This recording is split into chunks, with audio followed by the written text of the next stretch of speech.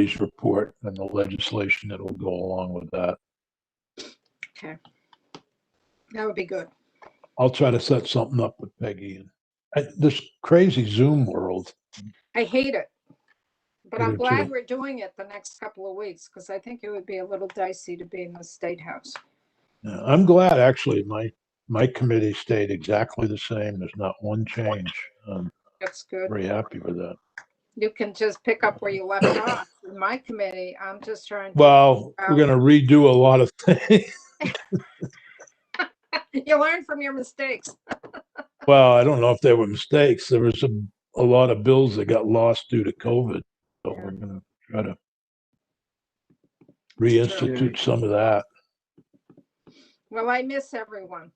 I I really do too. I I miss, miss everyone. It feels like such a sense of loss. I know, I just got my agendas for Senate appropriations this coming week. And I said, what? I'm going to be in Zoom from here to there. I know. I know. Well, thanks. I think we're ready to get started again, and I'm going to turn it over to Sarah. Sarah, please. Well, I just taken advantage of the opportunity, Chief. Yeah, no, I'm glad. Listen, if I know it's difficult because all these meetings are online. So. Yep. Sarah.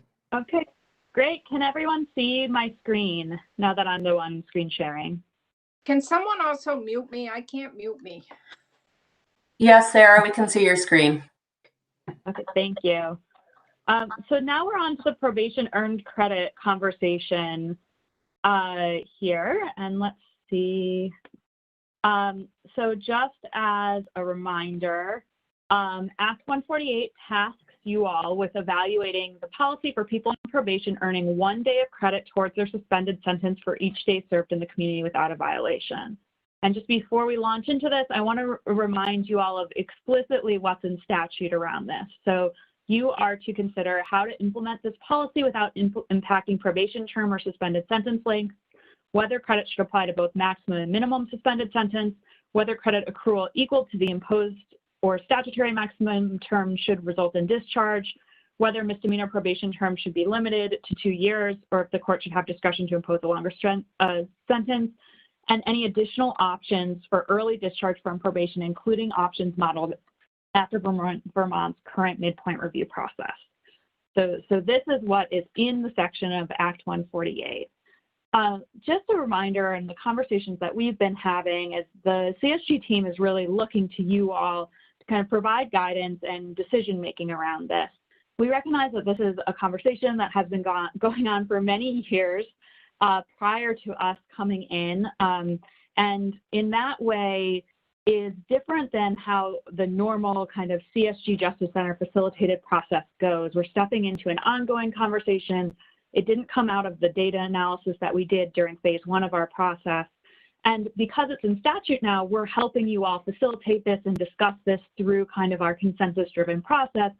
But it's not one that we are giving our standard recommendations for because it's ongoing and we didn't have the data to model it, as we've discussed in previous conversations. So what we're doing here is we're telling you what we know about your probation system based on the data we do have. We're talking about how this is tackled nationally and what national data has. And when we're reflecting back on you, the conversations that you're having. But when we get to the policy options, this does feel very different than, say, the policy options you just evaluated, which were, you know, we could say we recommend you adopt all 4 of these. Instead, we'll be proposing 2 policy options to you. We recommend you do one or the other, but other than that, it's a reflection of where your conversation is, not CSG Justice Center explicit recommendations. So this looks a little different. It may reflect differently on how you all want to tackle that decision making. And we can discuss that once we get to the policy options part. So just as a reminder, I'll go through some background slides from past presentations, but when we were discussing these policy options or this earned credit policy initially, we talked about 4 primary policy goals that an earned credit policy would aim to address. So decreasing the length of incarceration for people who are successful on probation and then revoked to prison, decreasing the probation term for people who are successful on probation, providing people with an increased incentive for positive behavior change, and increased probation services available by focusing on those most likely to reoffend, and therefore letting folks who are successful on probation end their terms. So I'm just going to do a very, very quick review of the data that we did show you. This is a small selection of slides of many data slides from our October presentation, but just to remind you that misdemeanor probation sentences are most often 1 year duration, and nearly all of them are 2 years or less, because you do have a statute that directs misdemeanor sentences not to exceed 2 years unless the court deems a longer sentence appropriate. Now, along with those probation terms, each probation sentence has an underlying incarceration sentence with a minimum and maximum term. So for misdemeanor probation, these underlying suspended incarceration sentences are generally significantly shorter than the misdemeanor probation terms, and maximum terms in the median maximum terms are all 12 months or less, regardless of the sentence probation length. For felony probations, this looks pretty different. So nearly all felony probation sentences are less than 5 years. And you do have statutory guidance that felony probation sentences generally not exceed 4 years unless the court deems a longer sentence appropriate. And here, unlike misdemeanor probation, in a good number of cases, you see the 60 at the last kind of spike bar on this graph. In a good number of cases, the court does deem longer sentences appropriate. Now, the maximum suspended incarcerated sentence for felonies are generally the same length of the probation term when that term is over 2 years. So if you're on if someone is sentenced to probation for less than 2 years, their underlying incarceration sentence actually tends to be longer than their probation sentence. But once you hit the 2-year mark, it tends to be shorter. And then really importantly, we know that most revocations for misdemeanor probation occur in the first half of the probation sentence, and really, for the most part, well within the first half of the probation sentence. So on average, a person on misdemeanor probation across all sentence lengths is revoked in their 7th month. And this chart here shows when they're revoked based on probation sentence length. So for example, folks who have a probation sentence of 1 year tend to be revoked right before their 6th month of probation if they do get revoked, if they're unsuccessful, or people who are on misdemeanor probation for 4 years, if they are revoked, tend to be revoked in their 9th month of probation. So similarly, we have the same chart for felony probation of when, if people are unsuccessful, at what month of their probation are they revoked. And again, well within the first half of their probation in general. And if you look across all different probation sentence lengths, the average person, if they are revoked to prison, are revoked in their 11th month of supervision. So most people are revoked within the first year of supervision, regardless of their sentence length. So that we, after going through that Vermont specific data, you heard from us about generally what this looks like nationally. And 38 states across the country do have some form of earned compliance credits or earned discharge for people on community supervision. But these do vary considerably in how they're implemented. And some of them are these credits that the conversation in Vermont has been previously focused on. So credits that accrue as someone is on probation. And many states also have what we call earned discharge policy, which is rather than having credits that accrue, once a person gets to a certain point in their probation sentence, if they have been successful, then they can apply to discharge the remainder of the sentence, so rather than a credit accrual policy. So we did discuss, and in particular in the October presentation, that we couldn't kind of analyze exactly what an earned credit or earned discharge would look like for Vermont specifically, because there are unanswered research questions. For example, we don't understand how often or long probation terms are extended as a result of a violation to probation, or how the imposition of minimum and maximum suspended sentence correlate with the amount of time people spend in prison on a revocation.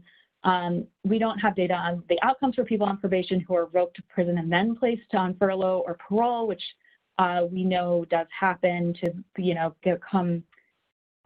to violate on probation, get placed into DOC custody, and then go out immediately on furlough. It's something that definitely happens to folks, and we don't know what those outcomes look like. When people are discharged in relation to their imposed probation term, et cetera. So here are kind of unanswered research questions that we would like to do a further analysis of what Vermont's specific system looks like. However, we do want to bring to everyone's attention, and this is a report that we sent out with all of your meeting materials, that the week after we met in November, the Pew Research Center released a new study of exactly about what you all have been talking about, which is about probation earned credits and earned discharge policies. And in the study that was released just a week too late for you all to see it for the November meeting when we had a really robust conversation about this, they do demonstrate that national data shows benefits to safely reducing probation terms through these mechanisms. And so you all can, read that study at your leisure. We attached it to the meeting materials and also put a link in the email that's online. But just to highlight for you, it's a pretty lengthy study. It goes into a lot of different national data, but the key goals is that this study recommends that state policymakers adopt similar policies to what you all are considering. And they really say that the point of this is to have goal-based supervision to prioritize outcomes as opposed to time-based supervision. That they say that you can do this through earned compliance credits to promote positive behavior and encourage compliance and increase successful supervision outcomes and reduce caseloads, or automatic review of supervision to ensure that states use clear and definable guidelines to determine eligibility for earned discharge to ensure fairness. So exactly what you all have been talking about, and new national data that supports going down this path. So based on these previous working group discussions, we are presenting you all with two primary policy options to consider. And just as a reminder from what I said at the top of this section, these are really reflecting back to you all where we feel like the conversation landed in your last two meetings, not necessarily what the CSG Justice Center ourselves recommend, since we're kind of popping up in the middle of an ongoing Vermont conversation and weren't able to answer all of those research questions that we would have wanted to make solid recommendations.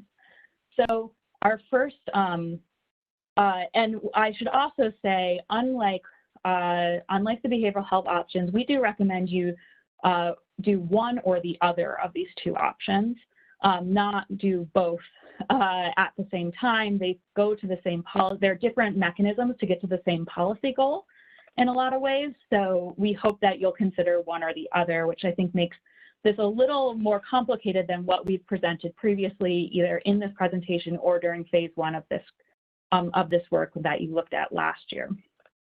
So option one is sticking with that earned credit policy, which was written into Act 148 and kind of brought us all to this table to discuss.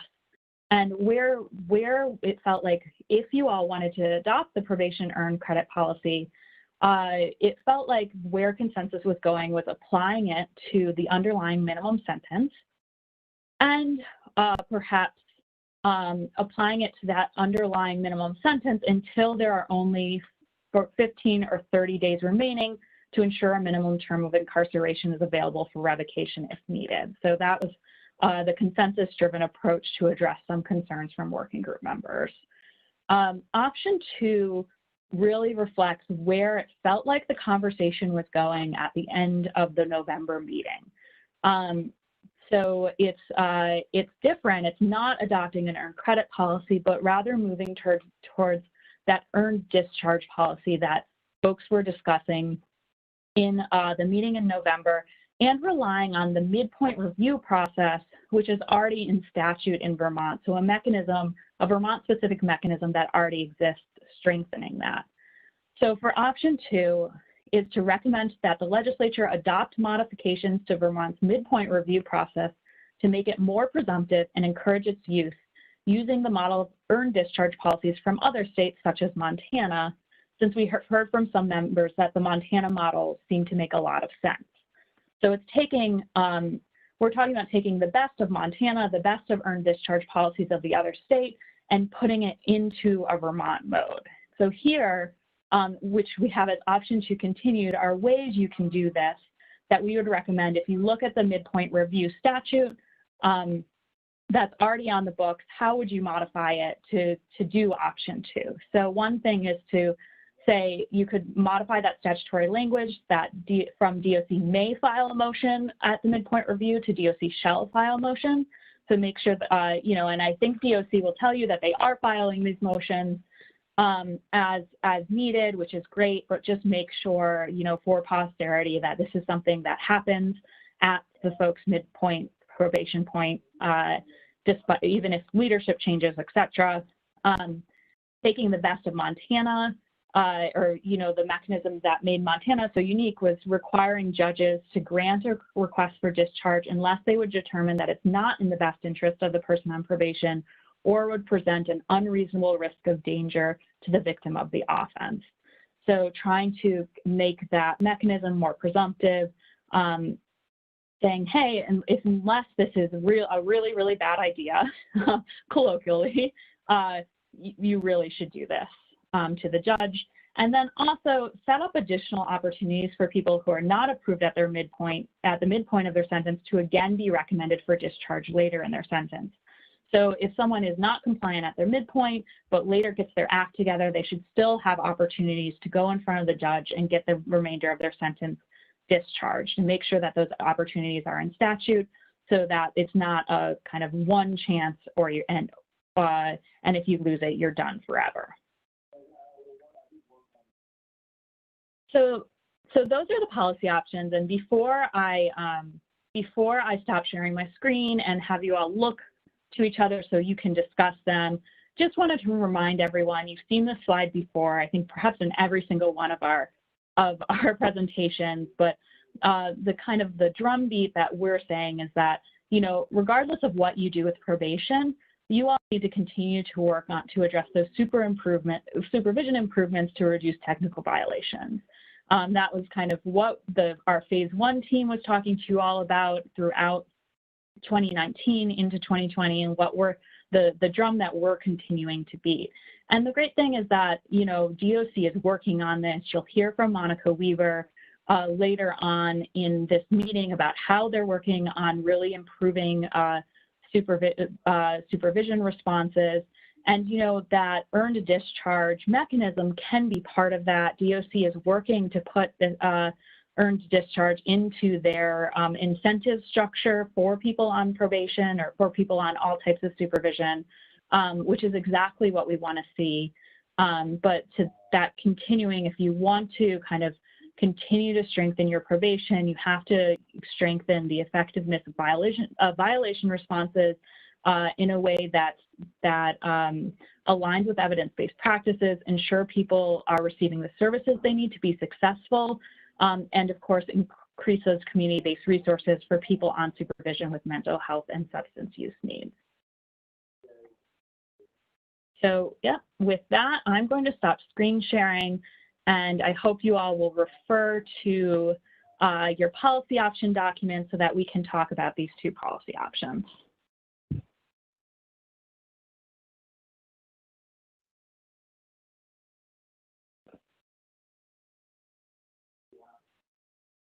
Sarah, this is James Pepper.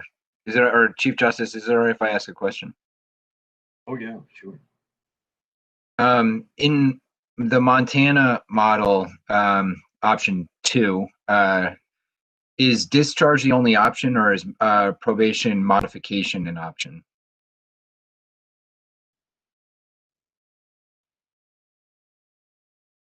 I believe that, well, so I mean, the mechanism they've set up is for discharge, but I believe that, you know, the judges could modify probation at any point. So I don't think there's anything to stop them from, oh, we don't feel like you're ready for discharge, but we would modify you in a certain way in Montana. Thank you.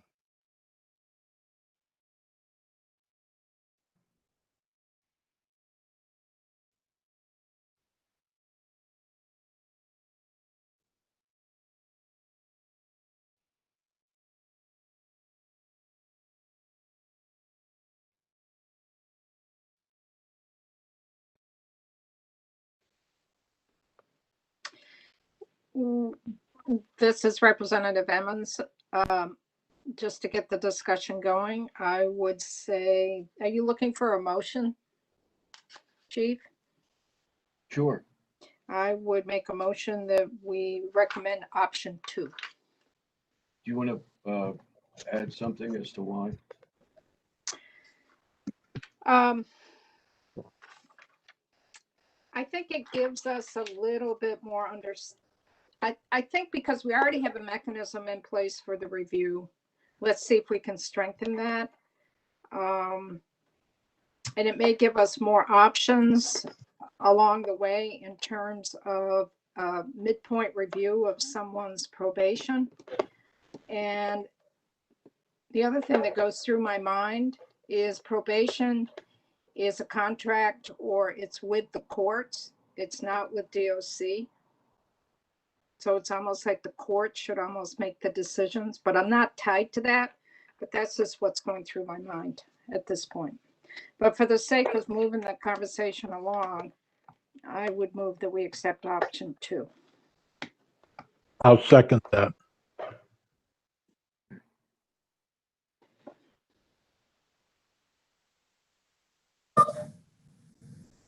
Chief Justice, this is Karen from the Vermont Network. I just want to state that the network fully supports either option. We really support the goals of both of these recommendations and the idea of incentivizing good behavior. But we would also like to suggest that we include some provisions around risk predictability and as well as recognize the rights of victims to notification of incentives if they're plea agreements, and or as well as notification for changes in status. Thank you.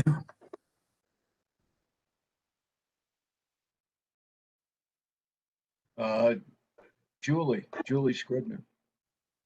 Thank you, sir. On the part as far as the Montana model, it talks about granting a request for discharge unless it presents an unreasonable risk of danger to the victim of the offense. And I'm trying to think of some clarification of what is a reasonable risk of danger to the victim.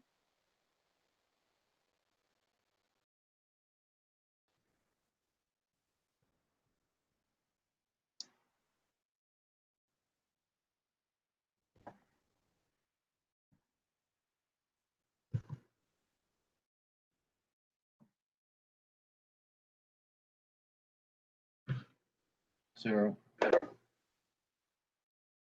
Sure. That is language pulled from the statute. So if that doesn't feel like it resonates for Vermonters, Julie, that's point well taken. I think removing unreasonable would make sense, and or reshaping that in a way that aligns with how you all usually put language like that in statute.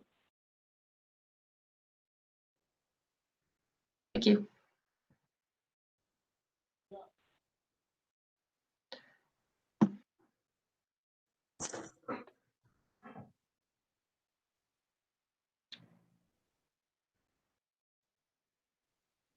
So,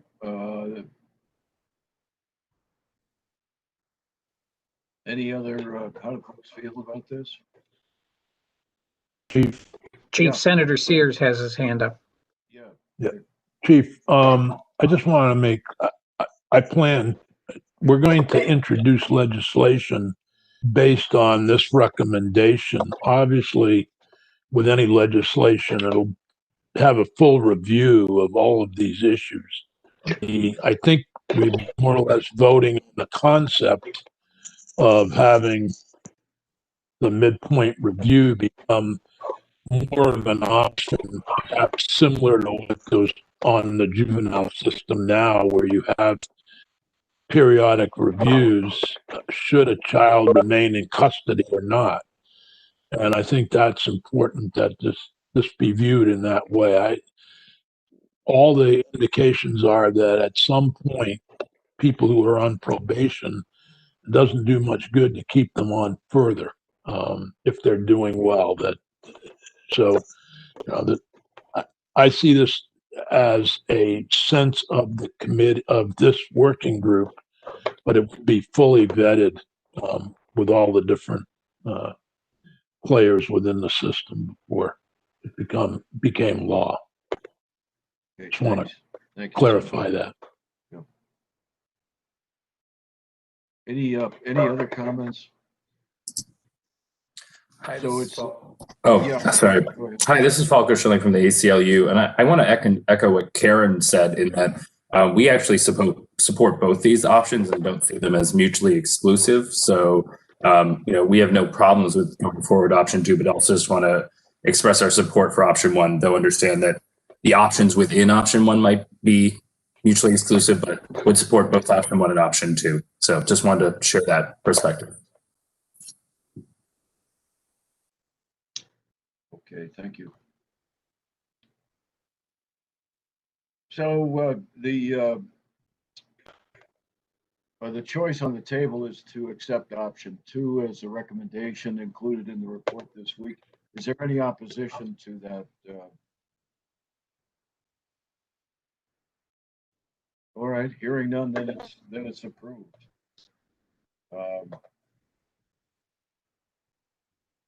Sarah, I'll go back to you. Okay, well, thank you so much, everyone. I will, if folks are done discussing the probation part of the policy options, then we will move on to discussing the reinvestments and then also implementation and sustainability moving forward. And that will be Madeline Dardu presenting on behalf of the CSG Justice Center, but I'm going to be rolling the slides for her. So let me pull up the presentation one more time and begin screen sharing.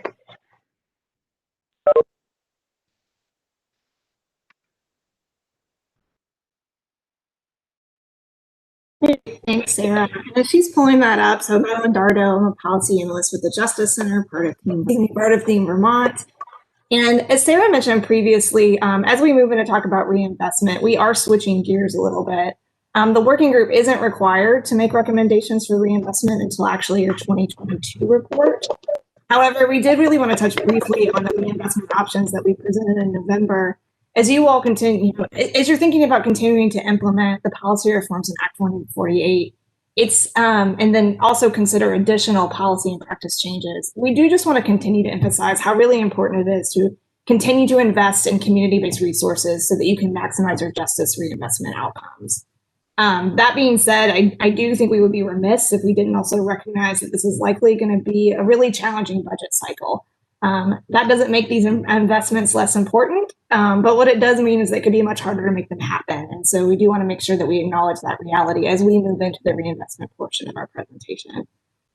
So Sarah, if you want to flip to the next slide. Thank you. So this should all look really familiar to you all. These are the same recommendations that we made back in November.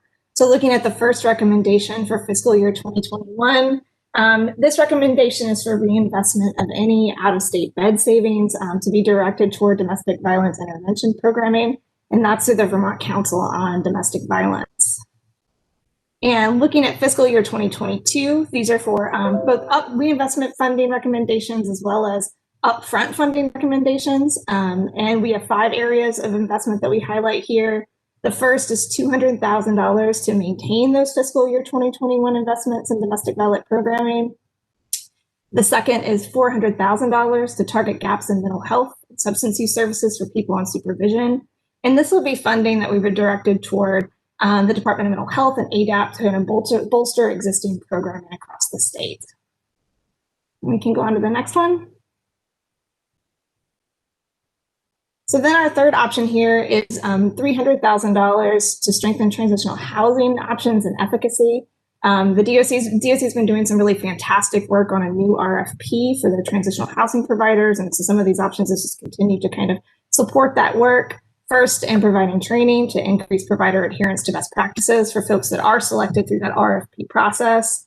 The second is a little bit separate, but it's creating a funding pool to decrease risk for landlords who do decide to rent to people on supervision. And then the third is to explore assessment tools to identify housing needs for the corrections population. This is to help individuals with their own housing needs, but also to really get a broader perspective of what housing needs are across the population when you're thinking about resource allocation and where to focus. And then the fourth option here, there's still some work to be done to figure out a specific dollar amount, but the goal is really to invest in improving DOC's capacity for data collection and analysis so that that data is available to you all and the department on an ongoing basis to support decision making. And then the final recommendation option here is from the Racial Disparities in the Criminal and Juvenile Justice System Advisory Panel's report to the legislature that was due in December per Act 148. And you're going to hear later from the chair of RDAP later on the really comprehensive work that that panel has done over the past few months. But this recommendation is really focused on supporting one of the recommendations from their report that you invest in meaningful or make a meaningful investment in data collection and analysis pertaining to racial disparities. And while again, there's some work to be done to figure out, the details of this and what an exact number would be, their recommendation is that 3 people be hired for this specific purpose. And so again, Madeline, may I ask a question? I'm not familiar with that panel's recommendations, so could you be more detailed about what that would be and how that parties have participated, how it's been vetted, and where they are and what they are?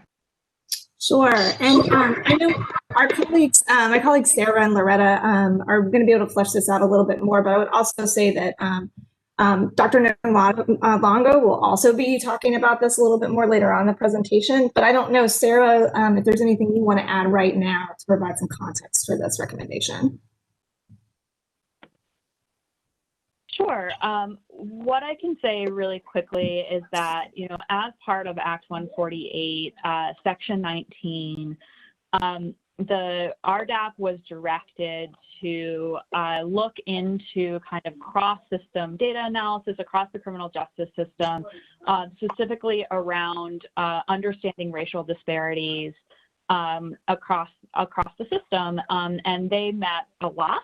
And created a subcommittee devoted to this. Eitan, the chair of RDAP, is going to talk in detail about this just after we get after the CSG portion is done. So I kind of don't want to steal his thunder too much, but they did a lot of research around this and spoke to a lot of folks. Eitan will talk about having kind of a information sharing community with the state of Connecticut on how they're tackling this issues and coming out of that and the really a lot of work done by a subcommittee of that group, they made this recommendation that Vermont needs to really dedicate resources to criminal justice, racial disparities research, and coming out of that Connecticut model, that 3 people is probably the right amount at the beginning in order to really devote to kind of getting all of Vermont's data aligned across various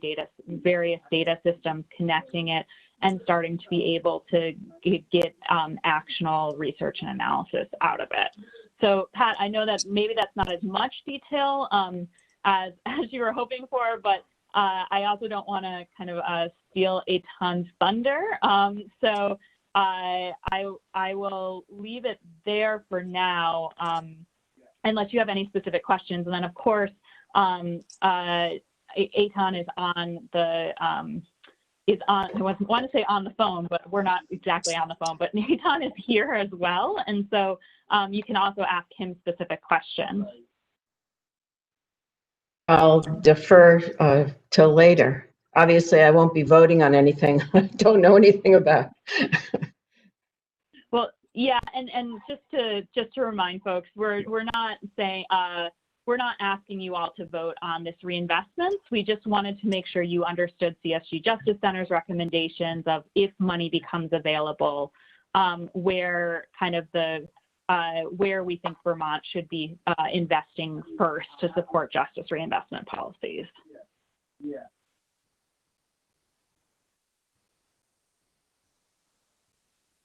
And Madeline, yep, back to you. Great, thanks, Sarah. If there aren't any more questions on reinvestment, we can go ahead and move to implementation and sustainability.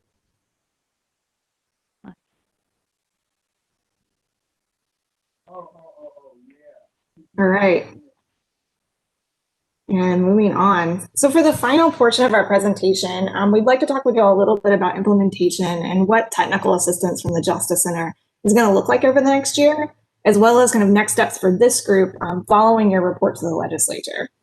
So in 2021, CSG Justice Center's Phase 2 technical assistance will continue to include two main types of support. We talked to you all kind of about these two sections back in September, so I'll keep it brief. But one of the first pieces is kind of ongoing implementation support for the Parole Board, the Department of Corrections, Agency Human Services, as well as assisting the working group as you all are implementing Act 148, as well as kind of any additional policy and practice changes that move forward that the group's considering today.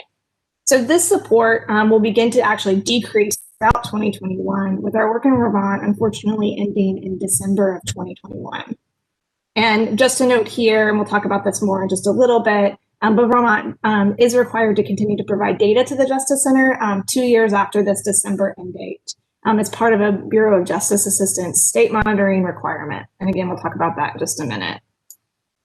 And then the second part of our support is a one-time subaward grant of $500,000, which we've been working over the past several months, primarily with the Department of Corrections and the Parole Board. And we're going to talk through an overview of where we think those funds are headed at this point. So to go on to the next slide. Thanks, Sarah. So as I just mentioned, one of the parts of our Phase 2 technical assistance is working with the state to identify and establish key data measures to continue, help you all continue to monitor and track implementation progress. And we call this state monitoring or data monitoring.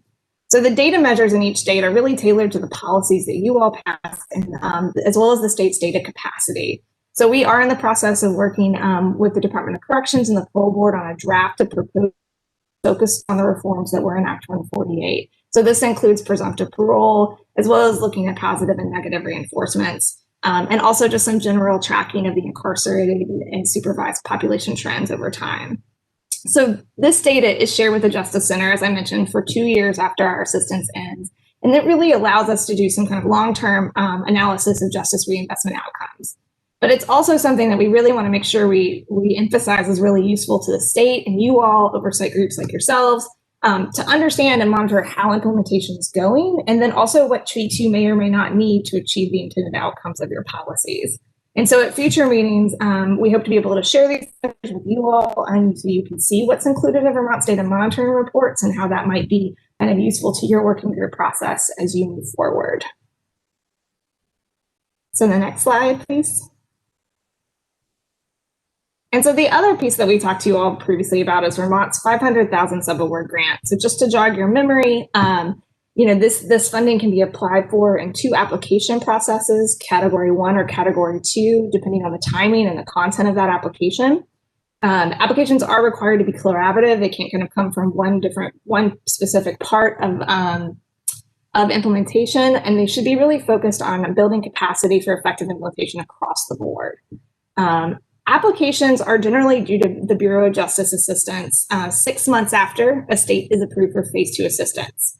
So Vermont was approved last August, so we're really aiming and helping you all get an application in by February. And unfortunately, one of the things we really want to emphasize is that due to the restrictions of the grant timeline, all of funding must be spent by December of 2021. So not just kind of allocated, but actually spent by that end date. There is a chance for a no-cost extension here. We'll be applying for that, but because we're not really sure, how that's going to work out, we can't really guarantee. So it really is best to kind of really plan on having all that funding spent by the end of this year. Next slide. So we've been working with Department of Corrections and the Parole Board to put the subaward request together. And you'll see here a really high level overview of what's currently being considered for inclusion in Vermont's application. And so the first item here is training for the parole board related to the use of risk assessments. And Mary Jane Ainsworth is going to talk a little bit more about this in a few minutes. The second item here looks at some really looking at an organizational level cross-department training within AHS to improve how departments engage with each other and support of shared clients in the justice system who have mental health and substance use issues. So going back to some of those needs that, that David identified in his presentation earlier. And the third item here is also mentioned, the third item here is also mentioned under our reinvestment section, but we're actually hoping that there's the potential to use subaward for some of the training that we mentioned earlier for providers selected through the Department of Corrections. It says upcoming here, but it's actually already, the RFP is out, selected through that RFP process to improve their adherence to evidence-based housing practices. And then the fourth item is training for supervision officers in evidence-based correctional practices such as motivational interviewing and ethics.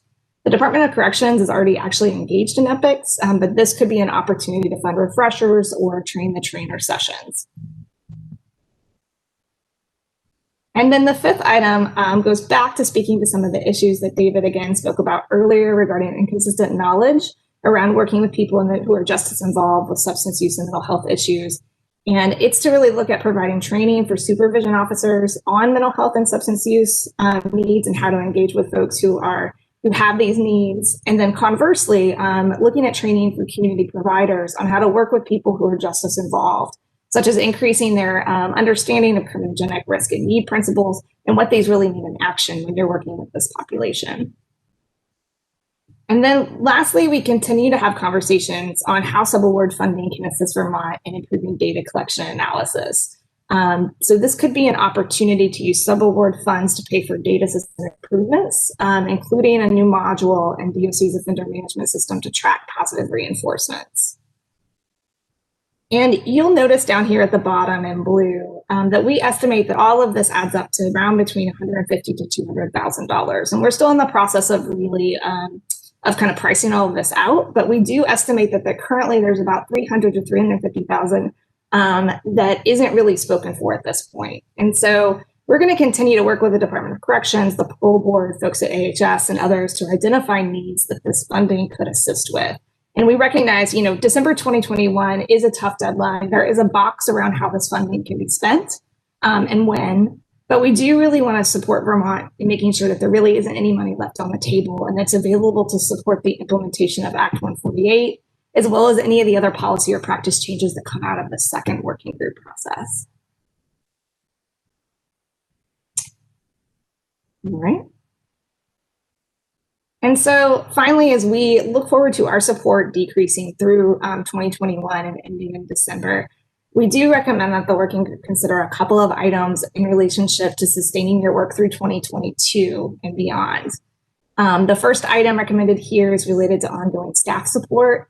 And this is basically how the working group would like to structure itself to ensure that there's not only administrative support after we're no longer available, but also ongoing analytical and facilitation assistance that is supportive of the body as a whole, rather than just one branch or agency, and can really kind of fulfill this the spirit of bringing folks together collaboratively to engage on cross-system issues, and being able to use a data-driven process to do so.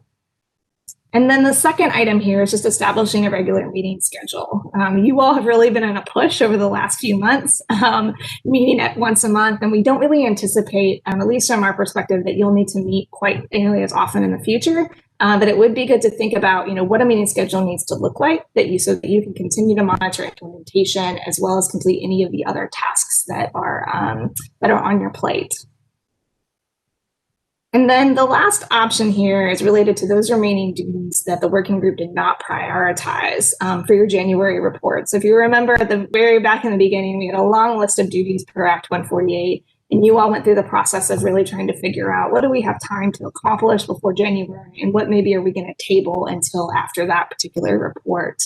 And so, our suggestion here is this going back and really thinking about, evaluating, and here's a list right here. Thank you, Sarah, of what those remaining activities are, those remaining tasks, and just making sure that they still align with your goals as a group and then your ongoing staff capacity.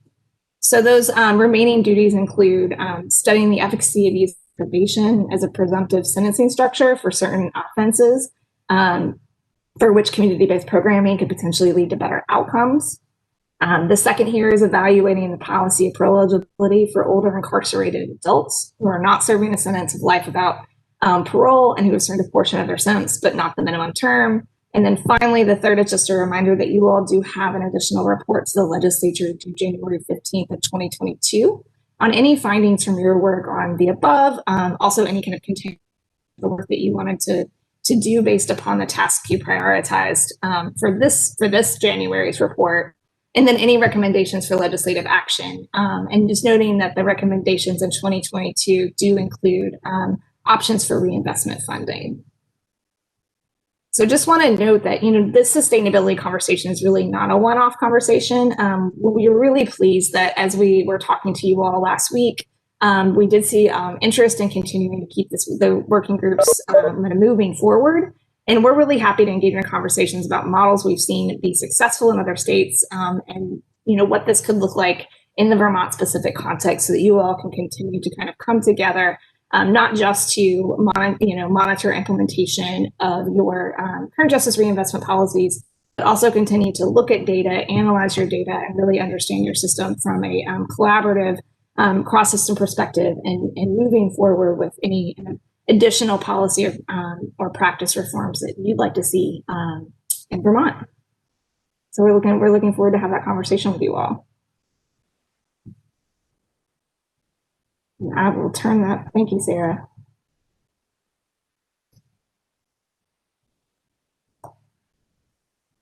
So that concludes the end of our presentation.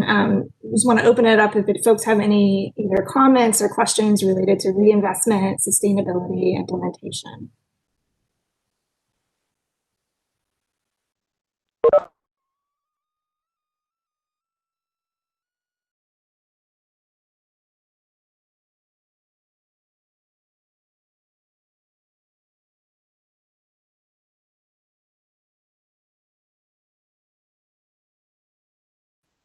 All right, well then that ends our CSG portion of this conversation. I'll turn it back to you, Chief.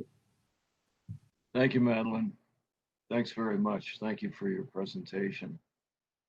We're running about 30 minutes ahead of schedule, but that's a good thing. So, Chief, do you mind if I interrupt? Yeah, please. Since we're ahead of schedule, perhaps we had this noted at the very end of the meeting, but it makes sense now just to be clear with everyone in the working group about how the report is going to work. So as I mentioned at the top of the presentation, we view kind of the PowerPoint as a draft of the report, giving background, etc. We'll note how the voting went and what policy options were adopted throughout the report, and then send it out to you all for review. And I hope that works for you all. We can get it out to you pretty quickly, as the conversations, I think, were generally pretty straightforward. We'll work to incorporate them in the report. And then ask,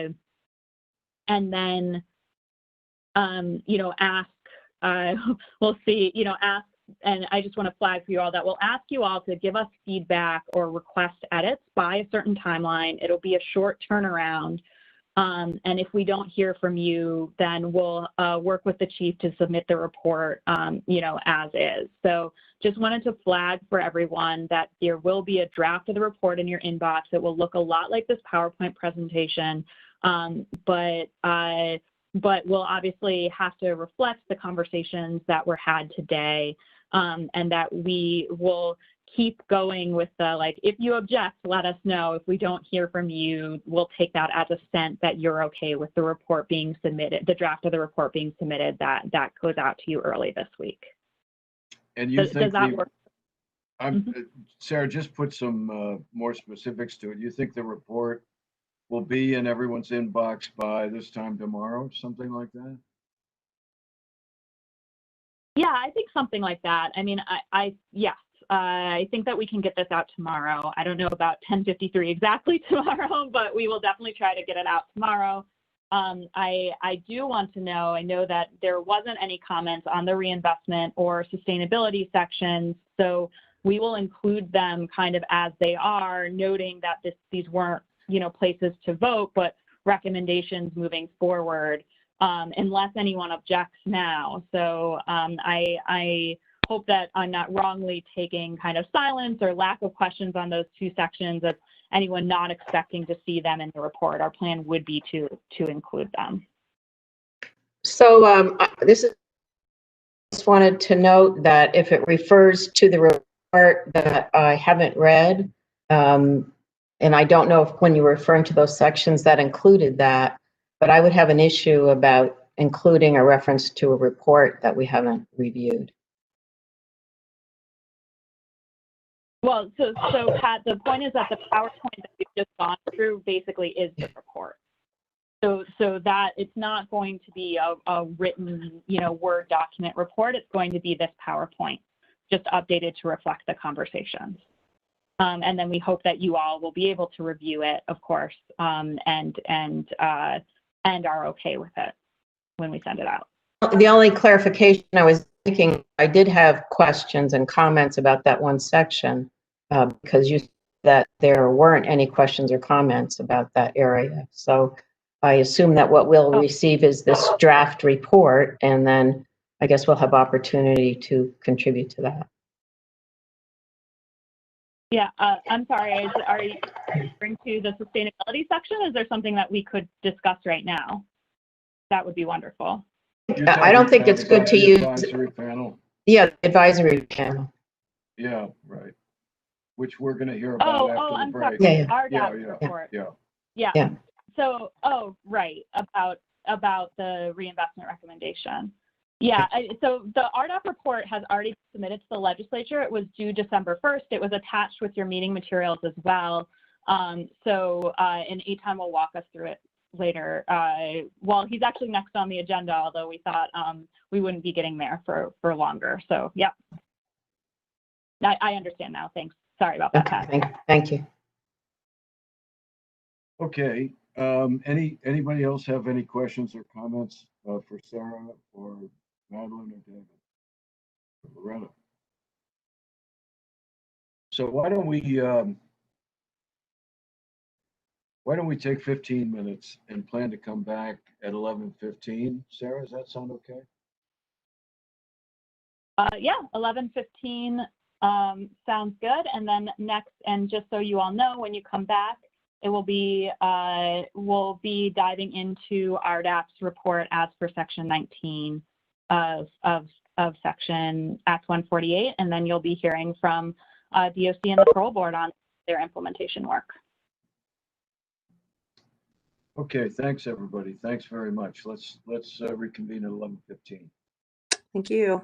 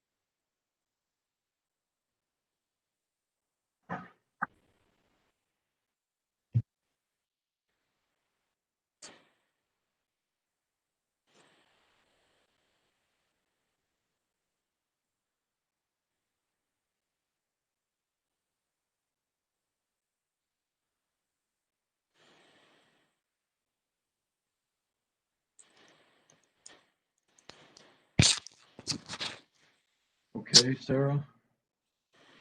All right, everybody, I think we'll get back to work. Sarah? Hi there. Yeah, I really love to introduce Dr. Eitan Sredin-Longo, the chair of the Racial Disparities in the Criminal and Juvenile Justice Advisory Panel. And I apologize, Eitan, if I mixed up the order of those words in your panel. I was doing it off the top of my head, not reading it. As you all know, and we've mentioned before, Section 19 of Act 148 required RDAP to take on some statutory tasks around how to increase data collection and better understand racial disparities in Vermont's criminal justice system. That report was due to the legislature on December 1st, and RDAP, under John's leadership, just had a huge push and did an enormous amount of work to get that report out in that very quick timeline. And he's here to tell you, just to present that report and how they got there. You'll note it was sent out, a copy of the report was sent out with your meeting materials, and we can always send it again or direct you to places to find it if that makes sense. So just let me know. And with that, I will pass it on to Eitan. Thank you, Sarah. Good morning, everyone. Good morning. There seemed to be a little question about what we were. And for those of you who are unclear, let me just say that we were put together by Act 54 of 2017. We are under the aegis of the Attorney General. There are 5 community members, including myself, on the panel. And then a number of state government representatives, including some people who are on the call at this moment. That would include Monica Weber from the Department of Corrections, Captain Julie Scribner, who has just come on as a proxy for Commissioner Sherling of the Department of Public Safety. Let's see, David Scher, who's the proxy for the Attorney General. Who else am I seeing? James Pepper from the Department of State's Attorneys and Sheriffs, and certainly Judge Grierson, who represents the judiciary. We meet once a month for 2 hours, which is not by any stretch of the imagination enough. Second Tuesday of the month from 6 to 8 p.m. Used to do it in real space. Now we do it in, I don't know, Zoom or whatever this is. And as I say, 2 hours a month. We were tasked, as Sarah points out, with considering Section 19 of Act 148. And when this came to us, it was already summer. There was not a lot of time. We had produced a very large report that was statutorily required of us by December of 2019, and we had some work we thought we were going to do, but we were at that moment really sort of forced to turn our attention to Act 148 and what we needed to do there. We convened a subcommittee to do a lot of heavy lifting on this. That would mean that we would be able to do this report in roughly 10 hours of meeting time with the full panel, which simply wasn't going to work. It seemed like a subcommittee was important here, and we did so. The assistance of the Council of State Governments was just essential, as was the assistance of the Crime Research Group, which was, of course, statutorily required to help with the data collection that this new report would necessitate. And the subcommittee met weekly. Initially, an even smaller group from the subcommittee met with Kristen McClure, without whose help this document would not exist. And that group met with a collection of IT officials from various state agencies to get a sense of a variety of things. First, what data do exist that would help with the amelioration of racial disparities across the criminal and juvenile justice systems? Secondly, in what form they exist? And thirdly, the possibilities of communication between the various data systems that exist in the criminal and juvenile justice systems. The result of those meetings, and I believe that there were two of them, are contained within the fourth appendix of the report that you all have been sent. It's called The Current State of Data and Data Flows Regarding Racially Relevant Data Among Various State Agencies in Vermont. You'll note that that flow chart, if you're able to pull it up, and this was created by Chris, is actually rather suitable for framing, although some of us might think that it causes a migraine.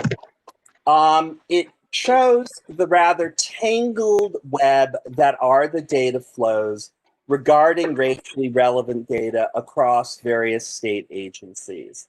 As the report notes, this is a snapshot of a state of affairs from September, and it cannot be said to depict matters as they presently stand. Things are changing. They were changing when we began to meet. So that's why we call this a snapshot. They are necessarily getting better. They're not changing necessarily because of the need for cross-agency communication, but rather because of internal needs. So it won't help to assume that for the purposes of this act that these data flows are now more comprehensible or indeed usable. The subcommittee continued its work from this point. What did we do? What do you do with something that looks like a drawing from M.C. Escher? It seemed to both the subcommittee and the full panel that without some sort of standardization, this would be yet another failed effort concerning the effacement of racial disparity. We had addressed this as a panel in our report submitted on December 4th of 2019, which you do not have right now. You may, but it wasn't sent to you. This has been and continues to be a dominant theme for the panel, as the current report that we submitted last month makes clear. Without some serious and focused standardization regarding data, the aims of Act 148 with reference to data cannot be achieved. This was perhaps a guiding notion that shaped the panel's efforts throughout the summer and falls that prepared that document. Another important moment, and I will sort of encapsulate this, concerned identifying high impact, high discretion moments in both of the systems at which either conscious or unconscious bias can make an entry. This was a task that had occupied our collective imagination in last year's report, and we certainly did not take it as far then as we did now. All of the lawyers on the panel, and there are some, they're all really quite brilliant, put their heads together to make an extremely comprehensive list of these moments. And that took no small amount of time, as you can imagine. Community members were able to add other moments that might seem to be outside of the legal framework, something like interaction between students and guidance counselors in the schools, which can, of course, and frequently, sadly, are the beginning of the school to prison pipeline. Again, this took forever. And what we did also was work very hard with the crime research group to create a sense of what data exist and where those data may presently reside. They also helped to give us a sense, crime research group, of what data just don't exist once the panel had determined that that data, whatever it was, would be of great importance. We came up with a compilation not merely of those data, but their locations. We also were very mindful of the high number, relatively high number of high impact, high discretion moments in the criminal and juvenile justice systems.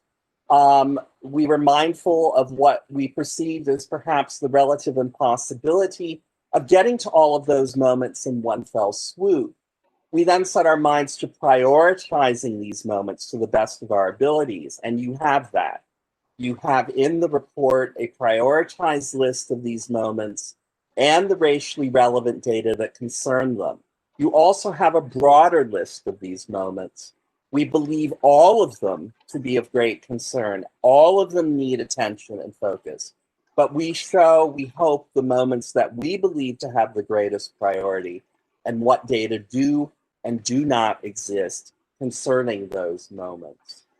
The question, and this leads to what Sarah was talking about before, and Madeline, when they were sort of introducing this work, and me, became, what do we do with what was, frankly, a mess? I mean, just a huge, I mean, look at that graph. If you want to hear why I'm calling it a mess, look at Appendix 4. That will tell you. It seemed clear to many of us that there was no one presently in state government who could on their own do the huge lift that would be required here, not only to create the needed data, but even more radically to define it, then gather it, and certainly then to analyze it. From the early meetings with Kristen McClure and the IT officials, it became clear that no one actually has the time to do all of this. And Crime Research Group came riding into our rescue, or at least to mine, because I was losing the will to live at a certain point this summer. This work, it turns out, is already underway in Connecticut, and also, I believe, and Sarah can correct me on this if I'm wrong, I believe also in Colorado. The CSG people facilitated a meeting between 3 officials from the state of Connecticut's Criminal Justice Policy and Planning Division in the Office of Policy and Management. These people are involved in the implementation of that state's own efforts regarding the collection and analysis of data concerning the amelioration of racial disparities in both the juvenile and adult criminal justice systems. We had a very productive meeting with 3 members from that division who offered extremely useful insight. And we felt that their input, which was gathered from actual experience, would be invaluable, and they're nearby. I will not go through all of that. You have that in the report, which you've been sent. And that led to several additional recommendations from the RDAP for the legislature. We felt largely there was one abstention as we submitted the report on this part of the report in particular from the judiciary. It was simply an abstention. That the RDAP in general felt that we needed to build on their experience and that there was no need to reinvent the wheel, as it were, especially since the need for movement on the matter of racial disparity is so pressing. As both Sarah and Madeline have pointed out already this morning, we recommend that a body charged with the definition, collection, and analysis of data pertaining to racial disparities across the juvenile and adult criminal justice systems both be created and staffed. Experience has shown that with Connecticut that 3 staff members need to be charged with this task. There are other recommendations that are attached to this. I will not take up valuable meeting time right now going through all of them with you. You can certainly look at them, and maybe some of you have, and certainly feel free to ask questions as you see fit. What I'd like to do here is, at this moment, address funding, because we certainly knew that that would be an issue. And I'd like to do this in a slightly professorial way, and those of you who know me know that that just comes naturally. And what I'd like to do is talk about things that were in 1850. And I'd like to talk about really the cost of racial disparity, and do so, as I say, historically. A very common job description I found in the South in 1850 was laborer, and you call it a job description or a job, and they were paid roughly $6 a week, which comes to $312 a year. Now, slaves, and I'm not going to get into the right or wrong of this, they cost, depending upon the source that you consider, between $23,000 and $40,000 a piece. Many plantations had 50 or fewer slaves, but even 10 at that low figure means that $230,000 were put into slaves, or the annual income of just under 767 free laborers. 50, which was a far more usual number, meant 1,150,000. Slave ships were made very frequently in Bristol, England, and in today's money, they cost 62,000 pounds. Comes roughly to what? 83,000 in today's money.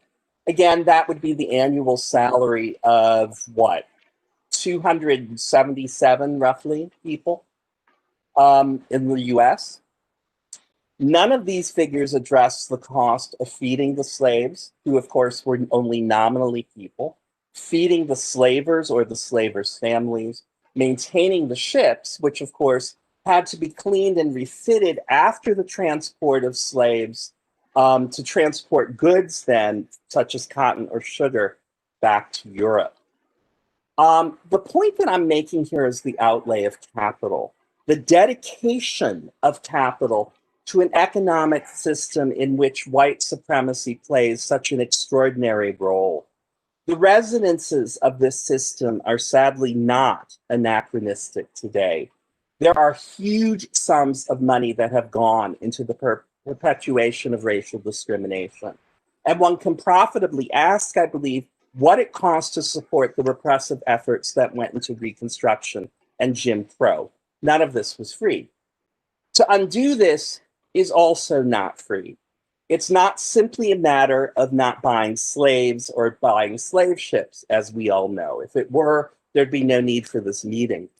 What there does need to be, as the legislature recognized when it authored Act 148, is a move towards understanding through data the personal impacts of white supremacy and racial disparity upon people in our own systems of justice. But this is also going to involve an outlay of capital, just as the Civil Rights Act did in 1964. There are myriad legal articles concerning the extent to which employers can legally justify discriminatory practices on the basis of cost containment and profit maximization. Lots. Put another way, the question is, what financial costs can courts properly impose upon business in the effort to enforce the equal opportunity principle? As any of you who are lawyers know, this is not a new concern around the Civil Rights Act. And it continues. What I'm trying to say here is that saying that there's no money may at once be true, and it may also, at the very same time, support the very system that the legislature seeks to interrogate and dismantle. And let me repeat that. To say that there's no money may at once be true, but also support the very system that the legislature seeks to interrogate and dismantle. Actualizing the recommendations that the RDAP made becomes a question of making extremely hard, likely intensely creative, and possibly unprecedented decisions. But I do want to make it clear that to say there's no money is in fact an ideological statement when we are discussing the dismantling of systems of oppression. There's no money means that the money is being used elsewhere, and that choices are made about the dispersal of capital just as they always have been. If saying there's no money seems reasonable, I'm asking everyone to consider why this is so. The reasonableness, the very reasonableness of saying there's no money is exactly the thinking that exemplifies systemic disparities. And let me repeat that. The reasonableness of saying there's no money is exactly the thinking that exemplifies systemic disparities. This is, in fact, systemic racism. I am asserting that none of this will come for free, just as slave ships and slaves themselves cost the ruling establishment money in the first place. Thank you.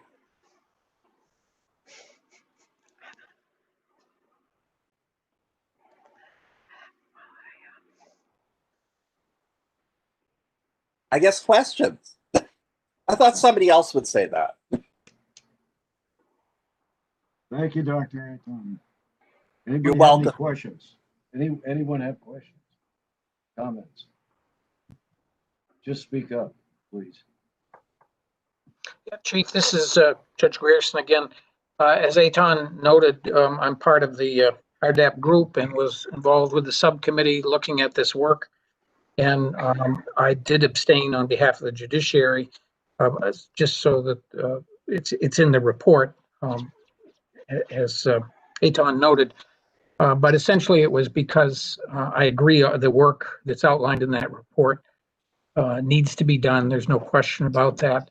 The reason for my abstention was the final piece of the report that talks about the need for a new entity, 3 positions. I felt number one was a policy decision that the judiciary does not take a position on one way or another. So the abstention was for that reason, because I felt it was a policy decision. But at the same time, I felt that CRG, who was part of this, part of the Act 148 legislation, at least in my experience, could do this work. So I just wanted to make sure that folks understood the reason for my vote and the way it came down. And if anyone has any questions, I'll be glad to answer those as well. But there's no question to the work outlined in the report needs to be done. And I think we've done a good job of identifying the areas within the court process, both criminal and juvenile, where those points are, and that the data needs to be gathered and analyzed around those reports. So there's no question about that. It's strictly the reasons I stated. And the reason partly that we were able to do that is thanks to you and others, note Judge Grierson. Okay, thank you, Brian. Any other members of the panel that are with us who'd like to address the process and the recommendations? I do, Justice Reiber. Just one question. I'm just also, my question goes to the idea of a new entity with 3 new positions. No question that the work needs to be done, that the data needs to be collected, that it needs to be appropriately analyzed. But I'm wondering if there was any analysis by the committee, or if the committee had the capacity, with the assistance of the Agency of Digital Services, to look at, the spaghetti chart and determine, often we build systems on top of systems and we end up squandering some of our dear funding. So I'm just wondering if there was any thought into what is built now and what could be more appropriately built with existing funding, or some portion of existing funding, is my question. I mean, in the spaghetti chart, we're obviously spending significant resources on data collection and maintenance. I'm just wondering if there was any identification of a more efficient way to do it. And Pepper can chime in on this as well. I believe what we really did come to was that chart makes it very clear that that's a lot of time to make that clean. It's an enormous amount of time to make that clean. The amount of, and whether or not anyone who is currently working has extra time to put into not only using the system as it presently exists, but making it cleaner and making it communicative, was something that looked impossible to us. Did we go as far as you might have been hoping? I don't know, but I do know that that was certainly a question, and that did factor into our decision. Okay, thank you. Thanks for your work. Okay, thank you. Thank you. Rebecca Turner, I see your hand, Rebecca. Oh, she's here. Great.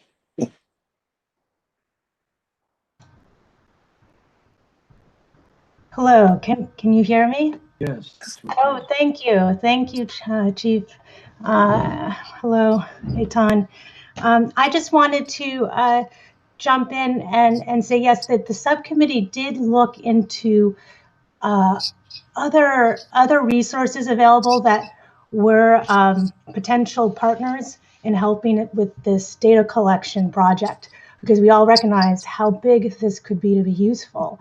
We also recognize with that spaghetti chart how much data already exists, perhaps siloed in the various state agencies. But one of the things that's in the report that we talked about were organizations like the National Center for Restorative Justice, housed at the Vermont Law School, but is actually an organization of 3 academic institutions: Vermont Law School, University of Vermont, and the University of San Diego, that is doing, as part of their work,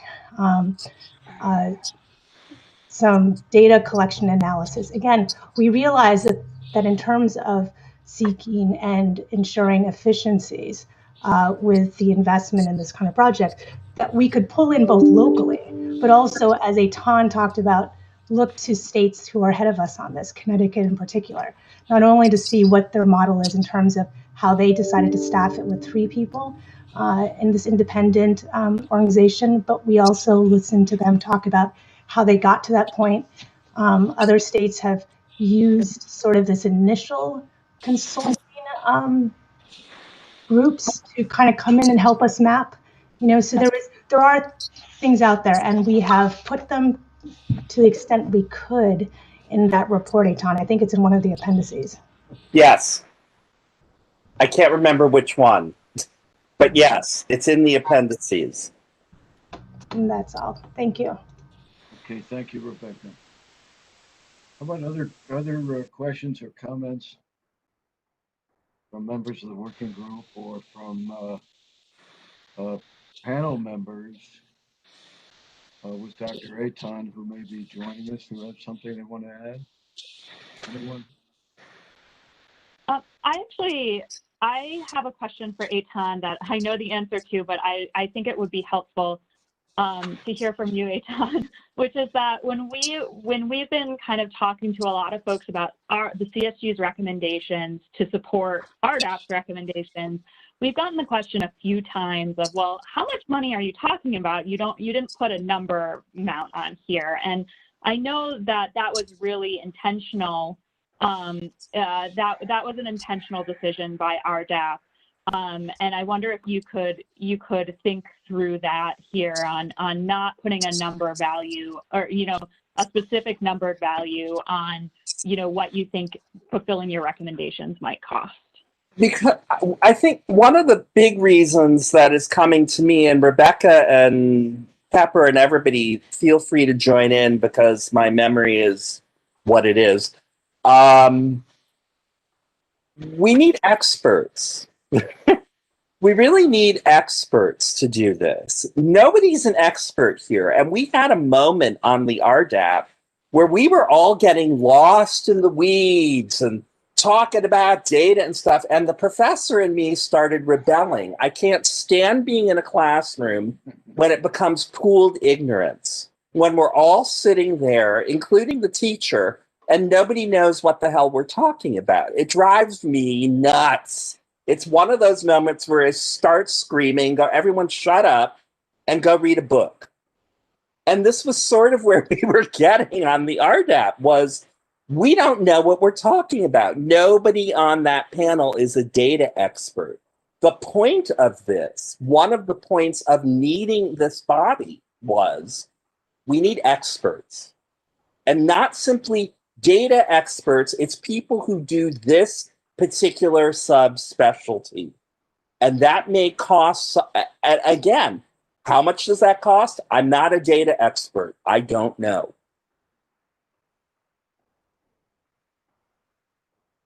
That's good. You got a follow-up, Sarah? Oh, no, I just, that's exactly what I was hoping. That I think that's just to flag that pinning down the number kind of is an additional conversation, getting the right experts in the room. No more that's, pooled ignorance. Yes, no more pooled ignorance. So that's why you don't see a numbered amount in RDAP's report or in CSG saying we agree with RDAP's report. I think we just wanted to be clear on that when you all are thinking through what those reinvestments look like. Senator Sears, did you have your hand up? I did. I just want to stress that once again, I know that Representative Grad and I are going to host. We will complete report again, and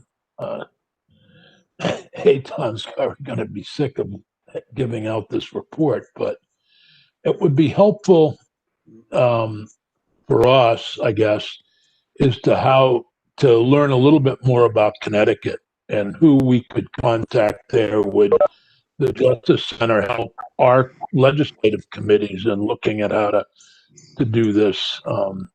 Will you be able to help us to contact Connecticut? We used to have a good source there in Mike Lawler, who no longer with the administration down there. So I'm curious as to if you'll be able to help us or somebody can help us.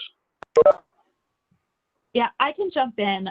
We did connect the RDAP subcommittee with Mark Pelka, who's running that shop right now, and who I think, Senator Sears, you might know. So I'm happy to facilitate that connection for other folks who have questions or, within this process. So I can definitely do that. And it's Pelka is the undersecretary over that. Okay. I may have met Mark Pelka somewhere.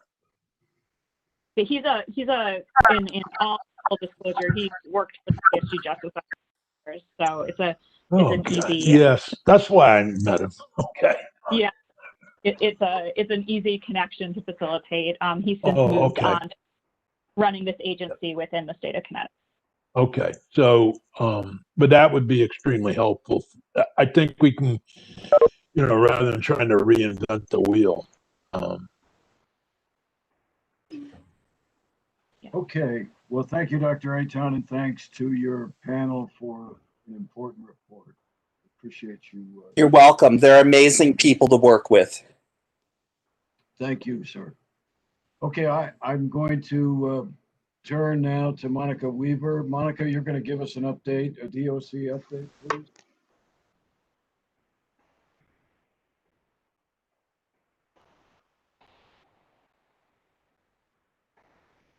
Are you with us? Monica, if you're out there.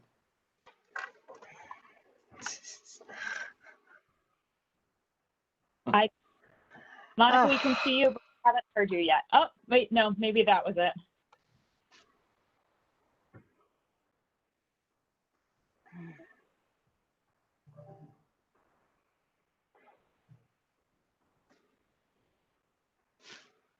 Looks like Monica is getting her up and running.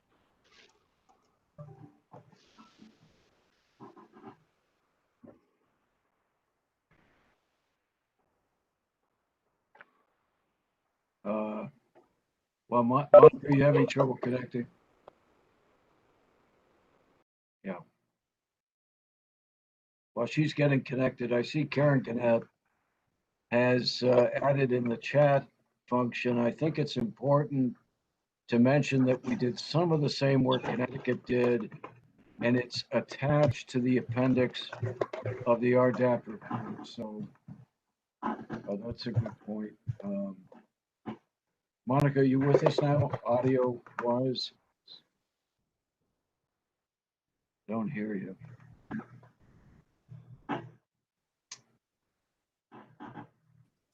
Chief, I am on it right now. Dale, do you want to? You're going to stand in for her? Yes, I can. I can try to stand in for Monica. She's much more skilled at this than I am.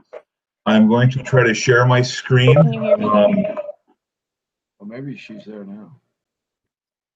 Monica, we could hear you right there, yes.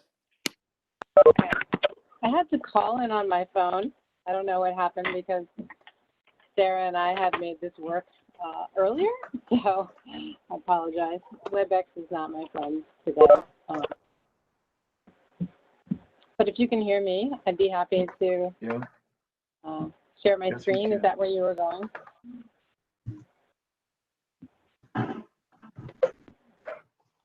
Yes, Monica, we're going to get ready to do the presentation. Okay, I'll just start sharing the screen. Thanks, Dale.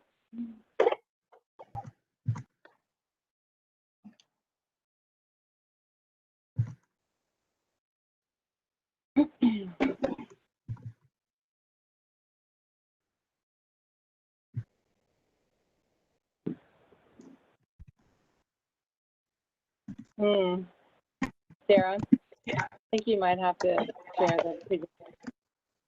Okay, yep, I will do the screen sharing since to avoid technical difficulties. Let's see, hold on one second.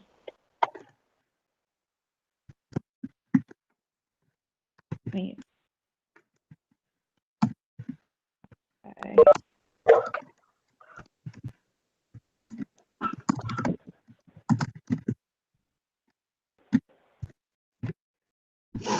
Okay.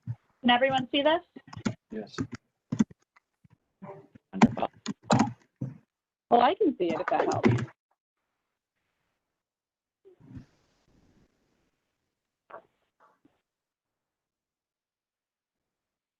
Great, I think you're up, Monica. Again, I apologize for these technical difficulties that I'm experiencing here. So Dale and I wanted to give the work group an overview of the Justice Reinvestment implementation work that the Department of Corrections has been undertaking to implement Act 148. So I'll go through the first few slides and then turn it over to Dale so he can give you a little bit more detail. So if you just want to move to the next slide, that would be great. The approach that we took to this project is a couple of goals that we had in mind. Obviously, we wanted to meet the statutory obligations that were laid out in Act 148, really meet the spirit and the intent of the justice reinvestment process, modify our system so it could really match the modern day supervision that aligns with best practice and research. And we really did, look at a lot of the information that the Council of State Governments provided to us, as well as a lot of research that, we in our department have been using for many years.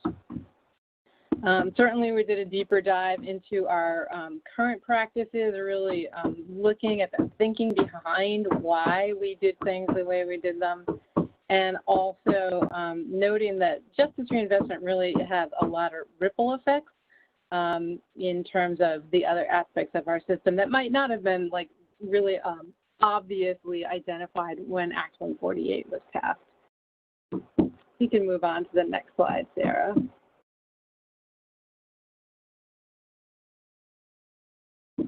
So you've seen these goals before. These are certainly the goals that have been laid out in previous slides, but really what we wanted to do was create a system that did result in decreases in technical violations as outcomes to improve people on supervision.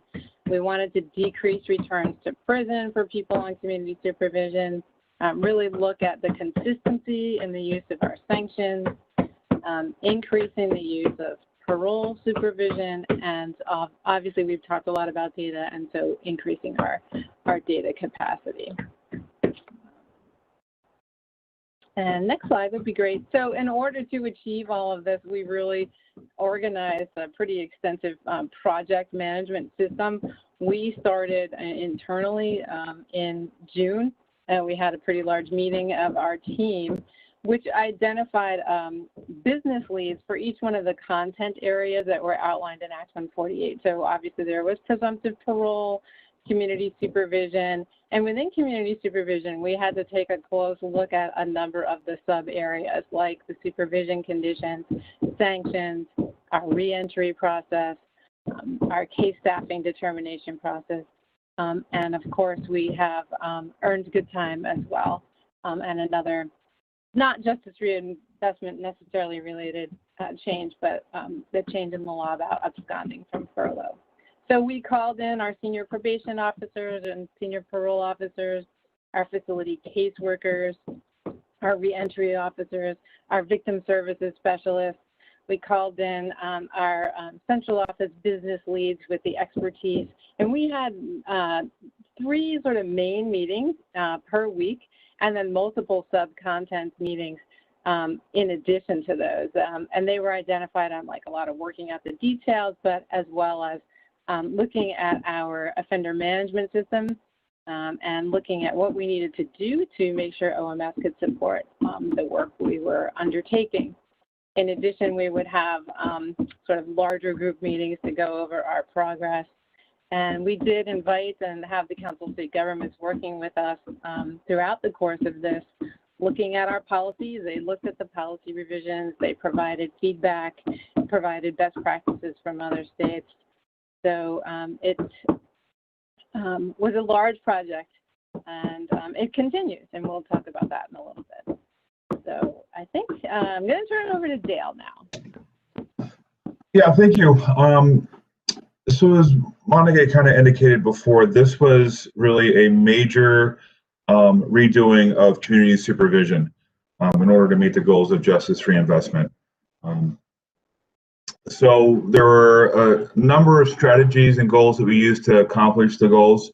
The first one we had to do by statute was create a new furlough status called community supervision furlough.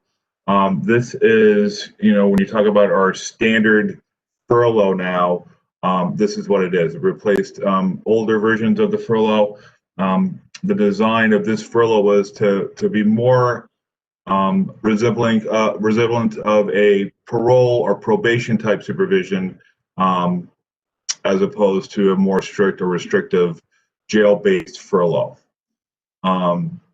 In addition, with the creation of the new community supervision furlough, there were a number of other furloughs that were eliminated to help streamline and make the system more efficient. One of the concerns that was brought back when JRI was coming up is we had multiple legal statuses, and all those legal statuses created confusion in our system, and that confusion did not benefit the offenders or the department or the state. So with the creation of the community supervision furlough, other furloughs, conditional reentry was our standard furlough before, reintegration furlough and home confinement, and some other little one-offs that were also eliminated as well. Looking at our entire system, we looked at focusing our supervision and how we did work based on the risk and needs of our offenders. We're really trying to implement evidence-based. We've worked a lot with CSG and how, what are the best approaches for this, and really de-emphasize the differences between the legal statuses. For example, our supervision contacts are based on risk and offense severity, as opposed to legal status of probation, parole, or furlough. So an individual that's on furlough, that's high risk, on for illicit offense, will be supervised the same as a probationer and a parolee with the same risk scores. The only difference is the conditions that are set and the appointed authority that will resolve resolutions. In addition to that, really to follow the goals of what we're trying to do with justice reinvestment, is we revamped our supervision conditions for furlough. This was a major overhaul of the conditions of supervision, really to hopefully to reduce technical violations and reduce the ability of over supervising offenders based on conditions, in an effort to follow best practice. So we have fewer standard conditions. They're much more standardized that would need to supervise offenders. And then the special conditions were really more focused and tailored on the individual risks and needs of the offender to address the behaviors. And one of the additional things we did for our staff is we really created some logic or application processes on when we would choose to add a special condition to an offender, in orders to really try to prevent and control over supervising of offenders, which goes against best practice. Sarah, next. In addition, we revamped our housing requirements, and part of that was done through our supervision conditions. So traditionally, furlough had a residence requirement that you had to have an approved residence in order to be out on furlough. That has now changed. So the approved residence is now a special condition of furlough, and there are set criteria on who gets those special conditions for the approval of the residence. Otherwise, our residence is much less restrictive. Basically, they need to indicate where the offender is going to live, where they choose to live. And it also, the probation officer will also have the ability to prevent locations of certain places.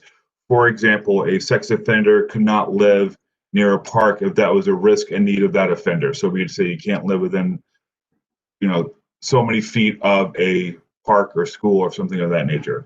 So the residence restrictions are much more revamped. That was a major overhaul on how supervision was done in the past.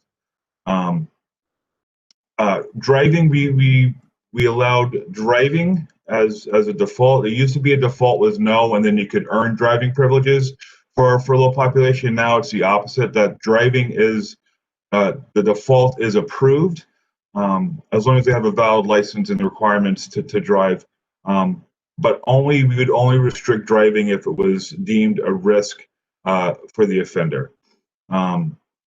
We have changed how we case plan and supervise our offenders. So the probation population, we used to have case plans that were driven off of risk and needs assessments, and a lot of times those did not line up or match the conditions of probation coming from the court.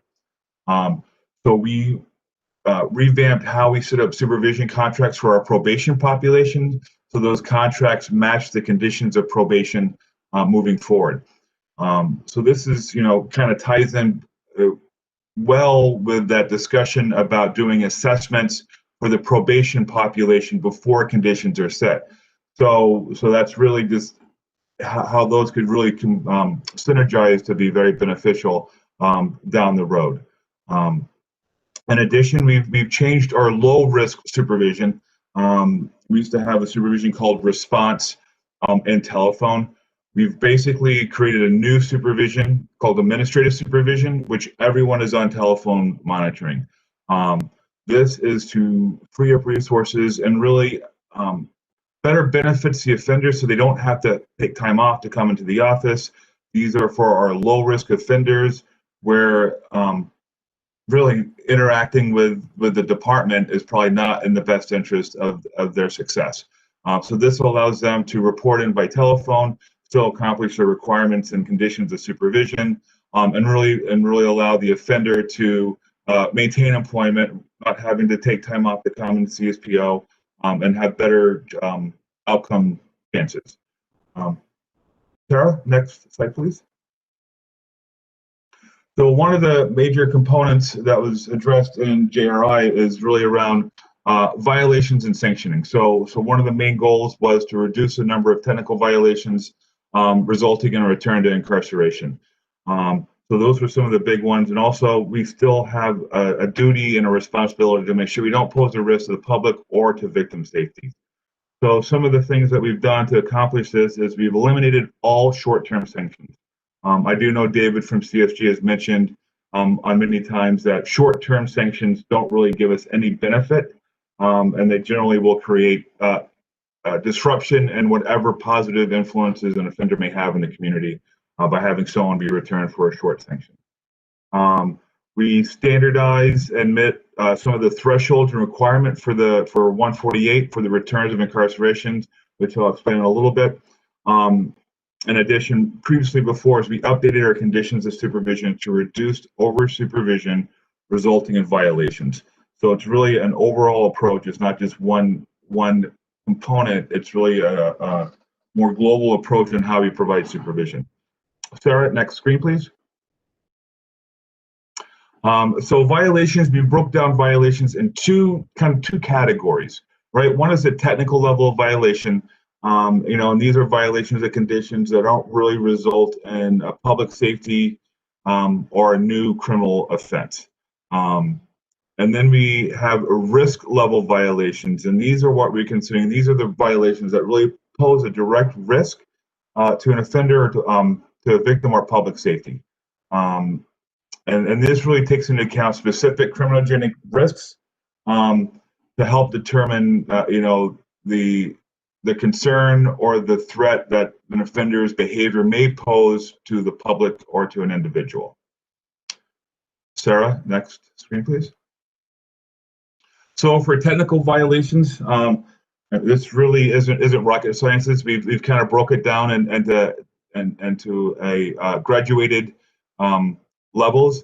So levels 1, 2, 3, and 4. So the level 1 is the lowest level of violation, and kind of how we approach that is to really focus on communicating about the negative behaviors, and our responses are much more educational and self-reflecting. As behaviors continue to grow in severity or frequency, our response increases based on the behaviors and the continuing behaviors. Up to level 4, which is our highest level, which really puts the requirement. It really a level 4 type response to a technical violation is what could be considered a house arrest, where you really restrict sanctions. You really have restrictive sanctions, electronic monitoring. It's really in order to best manage the behaviors while still allowing the offender to maintain being in the community, to hopefully maintain treatment and other obligations needed for their continued behaviors. Next screen, please. So risk level sanctions. So this is really how we tried to address some of the language in 148. We created a new category or a new definition, so to speak, and we call it a significant violation. So the significant violation is really the behaviors and the violations that we are most concerned with as the department, and these are the violations that are going to that can address our full response of responses to the individual. So a significant violation, we defined it as an arrest or a citation for a new felony or illicit offense if the offender's behavior directly threatens. Oh, something came up there. Perfect timing for that, right? All right, there we go. Thank you. The offender's behavior directly threatens or harms an individual person or individual, a definable person or individual, excuse me. Evidence of behaviors that pose a direct risk to public safety. When an offender is arrested on a commissioner's warrant for absconding, when a documented pattern of risk-related behaviors where previous interventions have failed to mitigate the risk, and a documented pattern or history of behaviors that continues after the exhaustion of lower level sanctions that have failed to gain the offender's compliance. So the violation of the conditions of supervision in which the offender is engaged in non-compliant behavior that is risk-related or serious repetitive non-compliant behavior may result in a furlough revocation. So in order for the department now to do a long-term interrupt on an offender or revocation of their furlough, it needs to be or involve a significant violation. That is how we applied the language in the statute around Act 148 and the levels and the restrictions for the department to incarcerate or to interrupt an individual's furlough. Sarah, next. So in addition, we also looked at how we did parole. We worked with Mary Jane and Executive Director Andrews from the Parole Board and CSG, trying to apply the statute and the changes. We revised our directive for parole recommendations and review. One of the biggest changes that we made, trying to increase parole supervision and decrease the people on furlough or the census on furlough, is that for individuals coming up to the minimum and individuals that are getting released on furlough, we will be making a positive recommendation for parole. So they're going to be, our planning is to release, and the process is releasing someone on probation or on furlough or parole, depending if the parole board paroles them or not. We had to integrate the presumptive parole eligibility process into our current parole process. That kind of required us to establish kind of new time frames to beginning review of the case. We had to structure our timelines and timeframes in order to meet the requirements set forth by the statute for a review 30 days prior. We established process for cases when the DOC wants to refute the presumptive parole. There's language in the statute that the department, with clear and convincing evidence, may say that presumptive parole is not in the best interest, and we developed that process. As I said earlier, we revised our parole recommendation criteria to encourage the increase of parole as our preferred supervision and release mechanism. We revised contact standards, as I mentioned earlier, so it's really one system of contact based on risk. Legal status is not a variable on our contact and our energies used to supervise an offender. And then we have the continued collaboration with the parole board to improve, process and other information sharing. We're still meeting with the parole board, and we're looking at ways to kind of improve that process and improve the collaboration between the two. I do know that Executive Director Ainsworth will be speaking about what the parole board has done on their side. So that is our conversation about parole. Sarah? And now back to Monica. Back to me. So, of course, many of you are aware of the new law around earned good time. And so in support of that, we did file the emergency and permanent rule. We were required to do that by September 1st. The emergency rule is in effect. It went into effect on January 1st, and we are actually going through some implementation, interesting implementation issues related to that, just as we start to think about people who are maxing out or getting close to their minimum time early in January. And I think we've also had some cases of someone who was in a residential treatment program, because as you know, the policy also requires those people to get a one-to-one day for day. So we're certainly working through all of that and the permanent rulemaking process as well. Related to that, we did have 8 hours of public comment hearings that included a fair amount of victim notification and just an outpouring of comments that we continue to look through so that we can file those responses with the permanent rule back to LCAR later this year. Our victim services unit has had extensive contacts with victims, calling them directly as a result of hearing about the law and also just asking questions, not just about earned good time, but a lot of just the general changes in justice reinvestment. I know that there were some questions around parole and what's happening with presumptive parole. So that unit has been very helpful and spending a lot of time discussing JR overall with victims. We are still in the process of really creating an automated system so we can track who's eligible for earned good time and so that we can make those awards each month. We know that the part of the law was to make it simple and easy. And so we have come up with a way that we can do that. We just need to get further into the implementation to make sure that we've got it right and we don't want to have to redo something. So right now we're still doing it on paper. So that we will be doing that, and then also the system for notification to offenders. The law requires the offenders to get notification within 90 days, and making the information around earned good time available to victims who would like access to it. Next slide, Sarah. Right, so there are continuing the conversation around data capacity and reporting.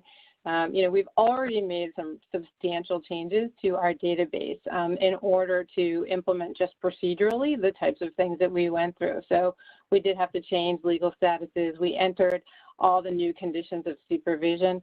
We had to, this is all very technical, change a lot of codes, drop down and selection lists. We created new forms to capture information, and have spent a fair amount of time sort of documenting all of those things so that we can provide technical guides for staff. We're going to continue to look at our offender management system. We already have a number of additional modifications that we want to make that weren't absolutely necessary to do by January 1st in order to implement Act 148, but we've made some pretty good progress over the last few months of 2020. You can go to the next slide, Sarah. So obviously there's a lot of ongoing implementation efforts. Dale and I, when we talked to our project team, we kept saying, January 1st isn't the end of something, it's the start of something. And so that was the beginning of the implementation of this. And so we need to continue to, for instance, update the parole process to improve data sharing and reporting. As Director Ainsworth will be working with us on really looking at what our parole section of the offender management system looks like to improve that. We also need to look at some other systems that we were not able to fully update that, again, were sort of impacted, but not directly by statute. So the case management process, the reentry process. We do have a report that's due to you all, well, the legislators later this week on incentives. And so we'll talk a little bit more about that in that report, but we will develop a policy and a process to document and track incentives. We're hoping to be able to use some of the sub-award funding to create a new module in our database to do that. I think Madeline mentioned that in her presentation. We do need to look at the Victim Services Directive and what it says and how we are working with victims and notifying victims just to make sure that we have that very clear for people.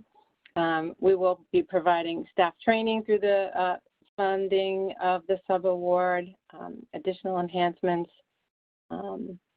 We also are going to be awarding grants to transitional housing providers under this new theory of change. I know Dale talked about it a little bit, and this RFP that we've recently released has been making its way around, but there is a really new way of thinking about transitional housing, and I think that will continue to develop throughout the year.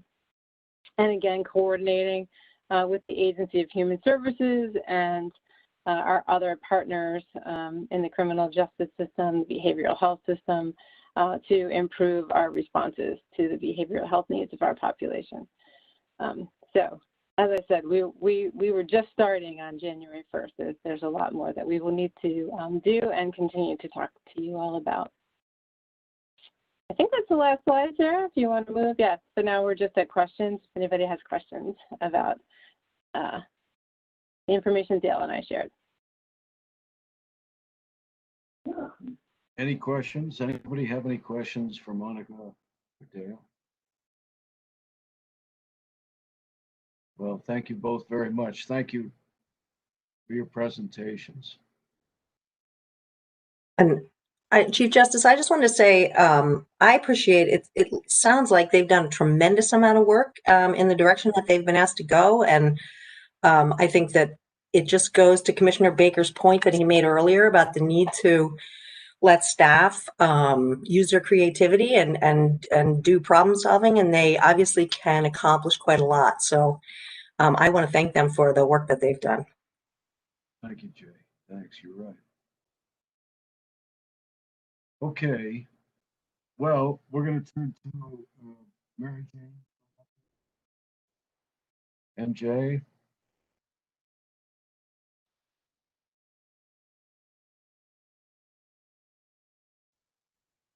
Sorry, it took my computer a moment. Good morning again, or good afternoon.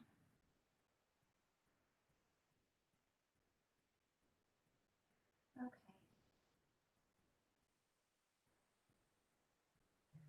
Good afternoon, everyone.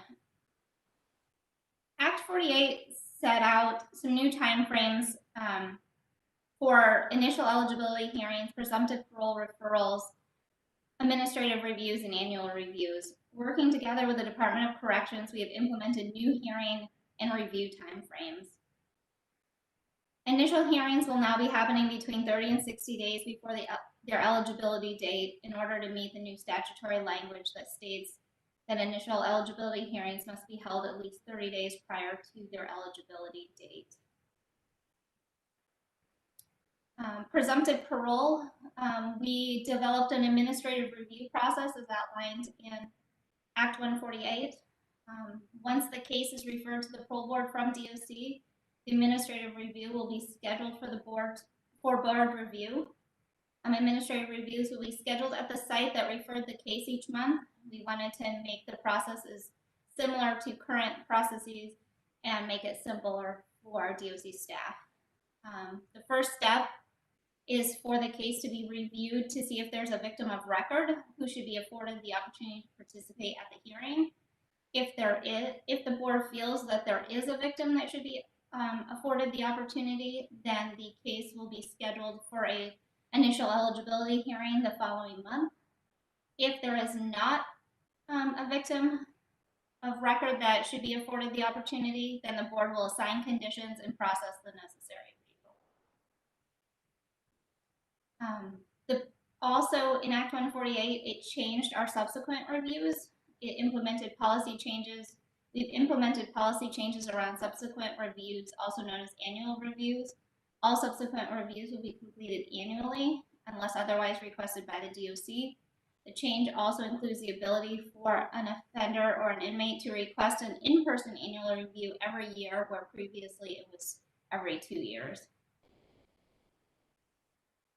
In addition, we've been examining our current processes, some to include our risk assessment, which Madeline noted in the earlier presentation. After observation by CSG, it was pointed out to us, and we were starting to recognize ourselves, that it should be redone and revalidated. It was created close to 15 years ago and it was validated at that time and has since not been revalidated. It was previously established as there wasn't really any risk assessment in play at that point. Decision making by the board was being made without risk assessment guidance in terms, and there weren't any specific consistency in making decisions, where this risk assessment helped create some of that consistency. We are currently looking at stopping the use of our risk assessment, as there are several risk assessments being used by DOC. They incorporate the same types of things in much more detail than ours does. The ORAS specifically provides more specific information, such as risk levels around criminogenic domains. Using this guidance that from CSG, they pointed out there really isn't a need to have this additional risk assessment. The risk assessment information that is developed by corrections should be made available to the board. It currently is made available to the board, the overall scores. We are working with DOC, as Director Weaver pointed out, that there's going to be a lot more work going into the offender management system, possibly around the parole board tab, to incorporate some of this information. The thing that the board is missing around the ORAS is a clear understanding of how to interpret and how the risk assessment is used and how the scores can be read. We are working with CSG to obtain a training regarding the ORAS. And as it was mentioned earlier, this would be part of the request for using the use of subaward funding to allow this opportunity. We are also moving towards more evidence-based decision-making. We are really examining our decision-making process and looking at some opportunities that either through the National Institute of Corrections or some opportunities that CSG has pointed out around building a structured decision-making tool. This would help support the changes outlined with the Justice Reinvestment initiatives. We are also currently undergoing a cultural shift as more individuals are placed on parole instead of on furlough. The board has previously used furlough as a crutch, and parole was seen as a lesser supervision status by both the board and DOC based on the levels of supervision.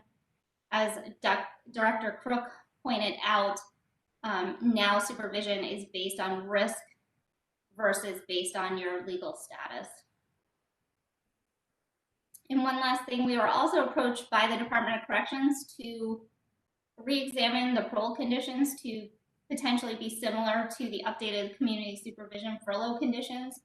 The goal would be to provide consistency in supervision regardless of the status of the offender. We are currently working with DOC to examine potential changes to our conditions.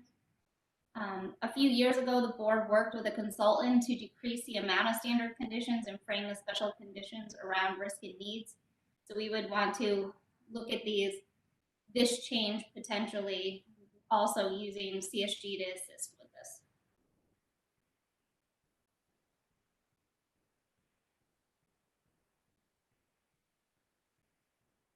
Okay, Mary Jane, thank you.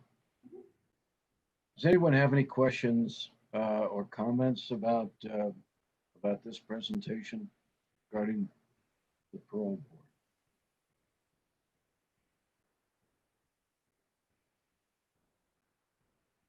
I guess I would just also like to say again, I think the idea that parole and DOC are working closely together and having these kinds of conversations is just, works obviously in the best interest of the system and the people who are within the system. So again, I just really appreciate all the work that they have put into that to identify not just issues, but cultural issues and other logistical problems that they've been able to work on overcoming. So I think that's really important.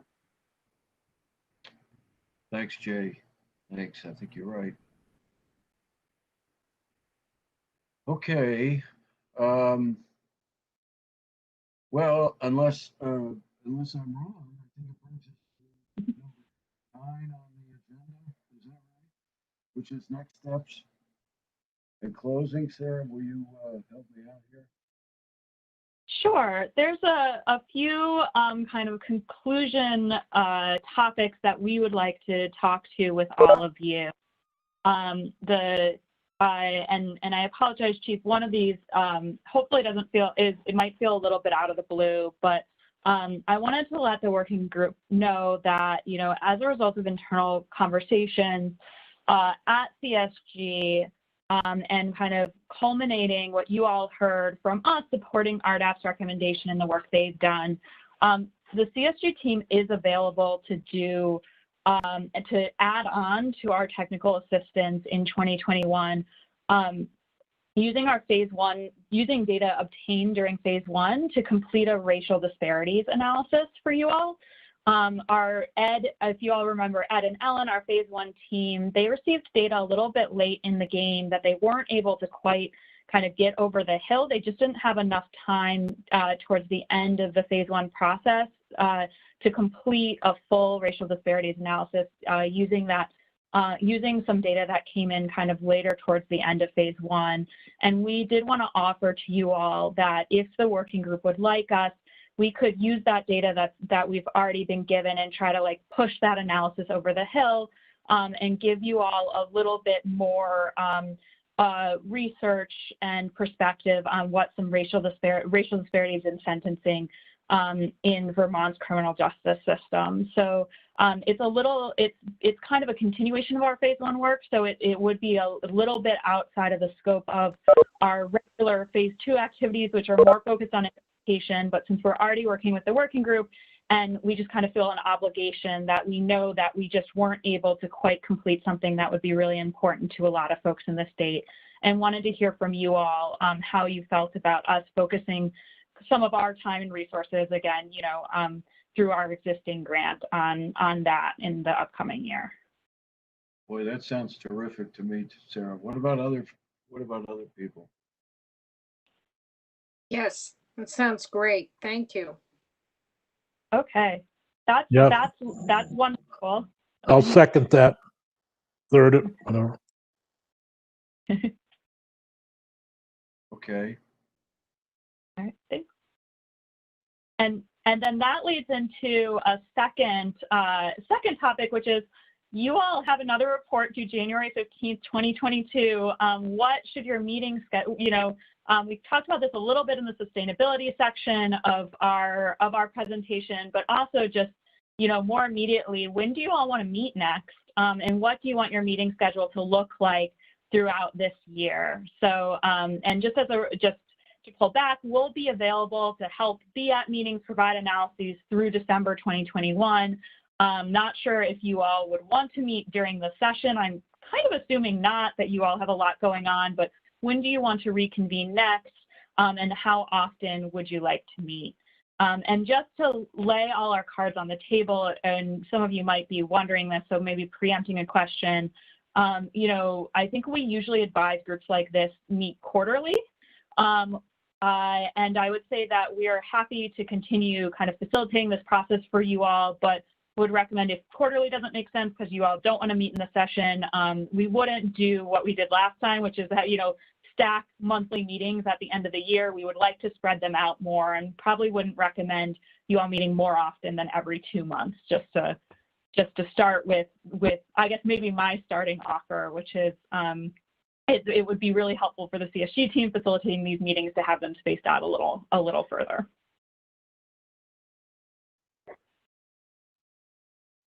So I'll invite perspective from our legislative members, see what they think about this. Next meeting would be after the session. Would that be May? June? I would hope it'd be June. Would seem fine to set something in June, whether it has to be in person or this method. Well, we won't know till for a few months, I'm sure. But I would think starting in June, every 2 months would be okay. Pretty good schedule. I agree with that. And I think also, speaking in terms of my committee, because I have such a new committee this time around, I'm going to be reaching out to CSG folks to kind of give background information during January to kind of get our committee up to speed, and maybe reaching out to CSG a little bit as we go along. I'm not sure. So I'd like to free up everyone's on the council's work schedule a little bit. Well, if we start with the next meeting in June and then go every 2 months, well, that would give us four more meetings in the remaining months of the year: June, August, October, and December. Does that sound right there?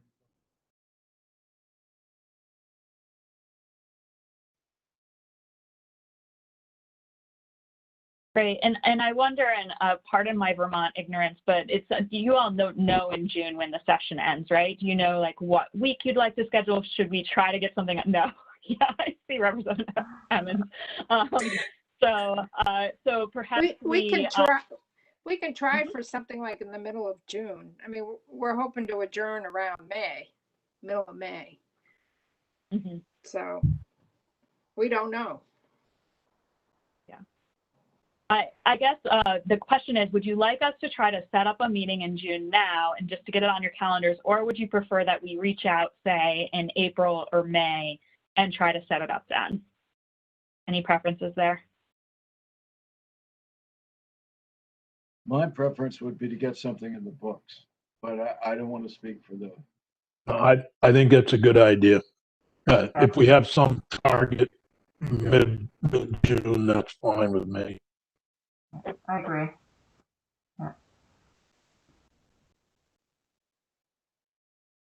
Okay, great. Well, then perhaps we'll, assuming that the 39 participants on this call don't all want to pull out their calendars right now, we can send out a doodle and get some things, although I don't know if anyone really knows what their schedule looks like in June. Alternatively, we can just say, hey, June 15th is a Tuesday. It's the middle of the month. Why don't we'll see you at 9 a.m. on Tuesday the 15th and block off the morning for a meeting. Yeah. I'm seeing nodding heads for that. Is everyone June 15th, 9 a.m.? Yeah. Okay. Earliest meeting. I will I've only ever planned. say, well, I will only say, assuming we're meeting a.m. is fine. If I'm driving from Bennington, Vermont to Montpelier for a meeting, 9:30 would be preferable, just so it, it really, I would say the time would be dependent upon the format of the meeting. I know the chief leaves at 4 a.m., so I'll give you a ride, Dick. Just get here in time. That's all. You know, I have to admit that I forgot that there's a possibility we could ever do meetings in person again. But let's be really optimistic about the state of the world and say 9:30 on June 15th. That sounds good. Okay. Well, wonderful. And then Sarah, will you pick out dates in August, October, and December? Is that okay with everybody? If we just get an email that following the same format, you know, a 9:30 a.m. start in those months. Is that okay with everyone? I think it's a lot easier. I can plan. I know my own schedule a lot. I can plan around it if it's in my diary right away. Pretty much do that anyway. I don't know about other people. Okay, great. Yeah, we can send that up as a follow-up to meeting materials, picking out days in the middle of each month with 9:30 start times. Okay. Any other comments about the report, Sarah? We're going to follow. We'll hear from you probably the end of the day tomorrow, and you're going to look for folks to get back. That'll be the end of the day on Tuesday, and you'd look for us to get back to you by the end of the day, say Thursday. Would that be right, or midday Thursday? Perhaps midday Thursday, just because if anyone is requesting any significant feedback, we want to send that out again. Yeah. Or, you know, if anyone has a significant change they'd like to request, we'd like to send that out again to the committee just so they can see it before it's submitted. So you'll put those deadlines in the email, right? Yep. Yeah, Okay. definitely. And maybe we'll even be able to turn this around more quickly than end of the day tomorrow. We'll aim to do that. Okay. Well, anything else, Sarah? I don't think so. Let me check my notes very quickly, but no, I think we covered everything. Yeah, I think we covered everything. Anybody have any other comments, requests? Okay. Well, I think we're done. Thank you all very much for sticking with us this morning. I think it's been an important conversation, and I'm sure the report will be very useful going down the road. The work that's been done is just terrific. I say it over and over again. The commitment and the work is really important, and so I think we all appreciate each other and what everybody's been doing. So thank you very much. We'll call it a adjournment to the meeting. Thank you. Thank you. Thank you, Chief Justice. Thank you. Thank you, Chief. Thank you. Bye-bye. Bye-bye. Bye, guys. Thank you.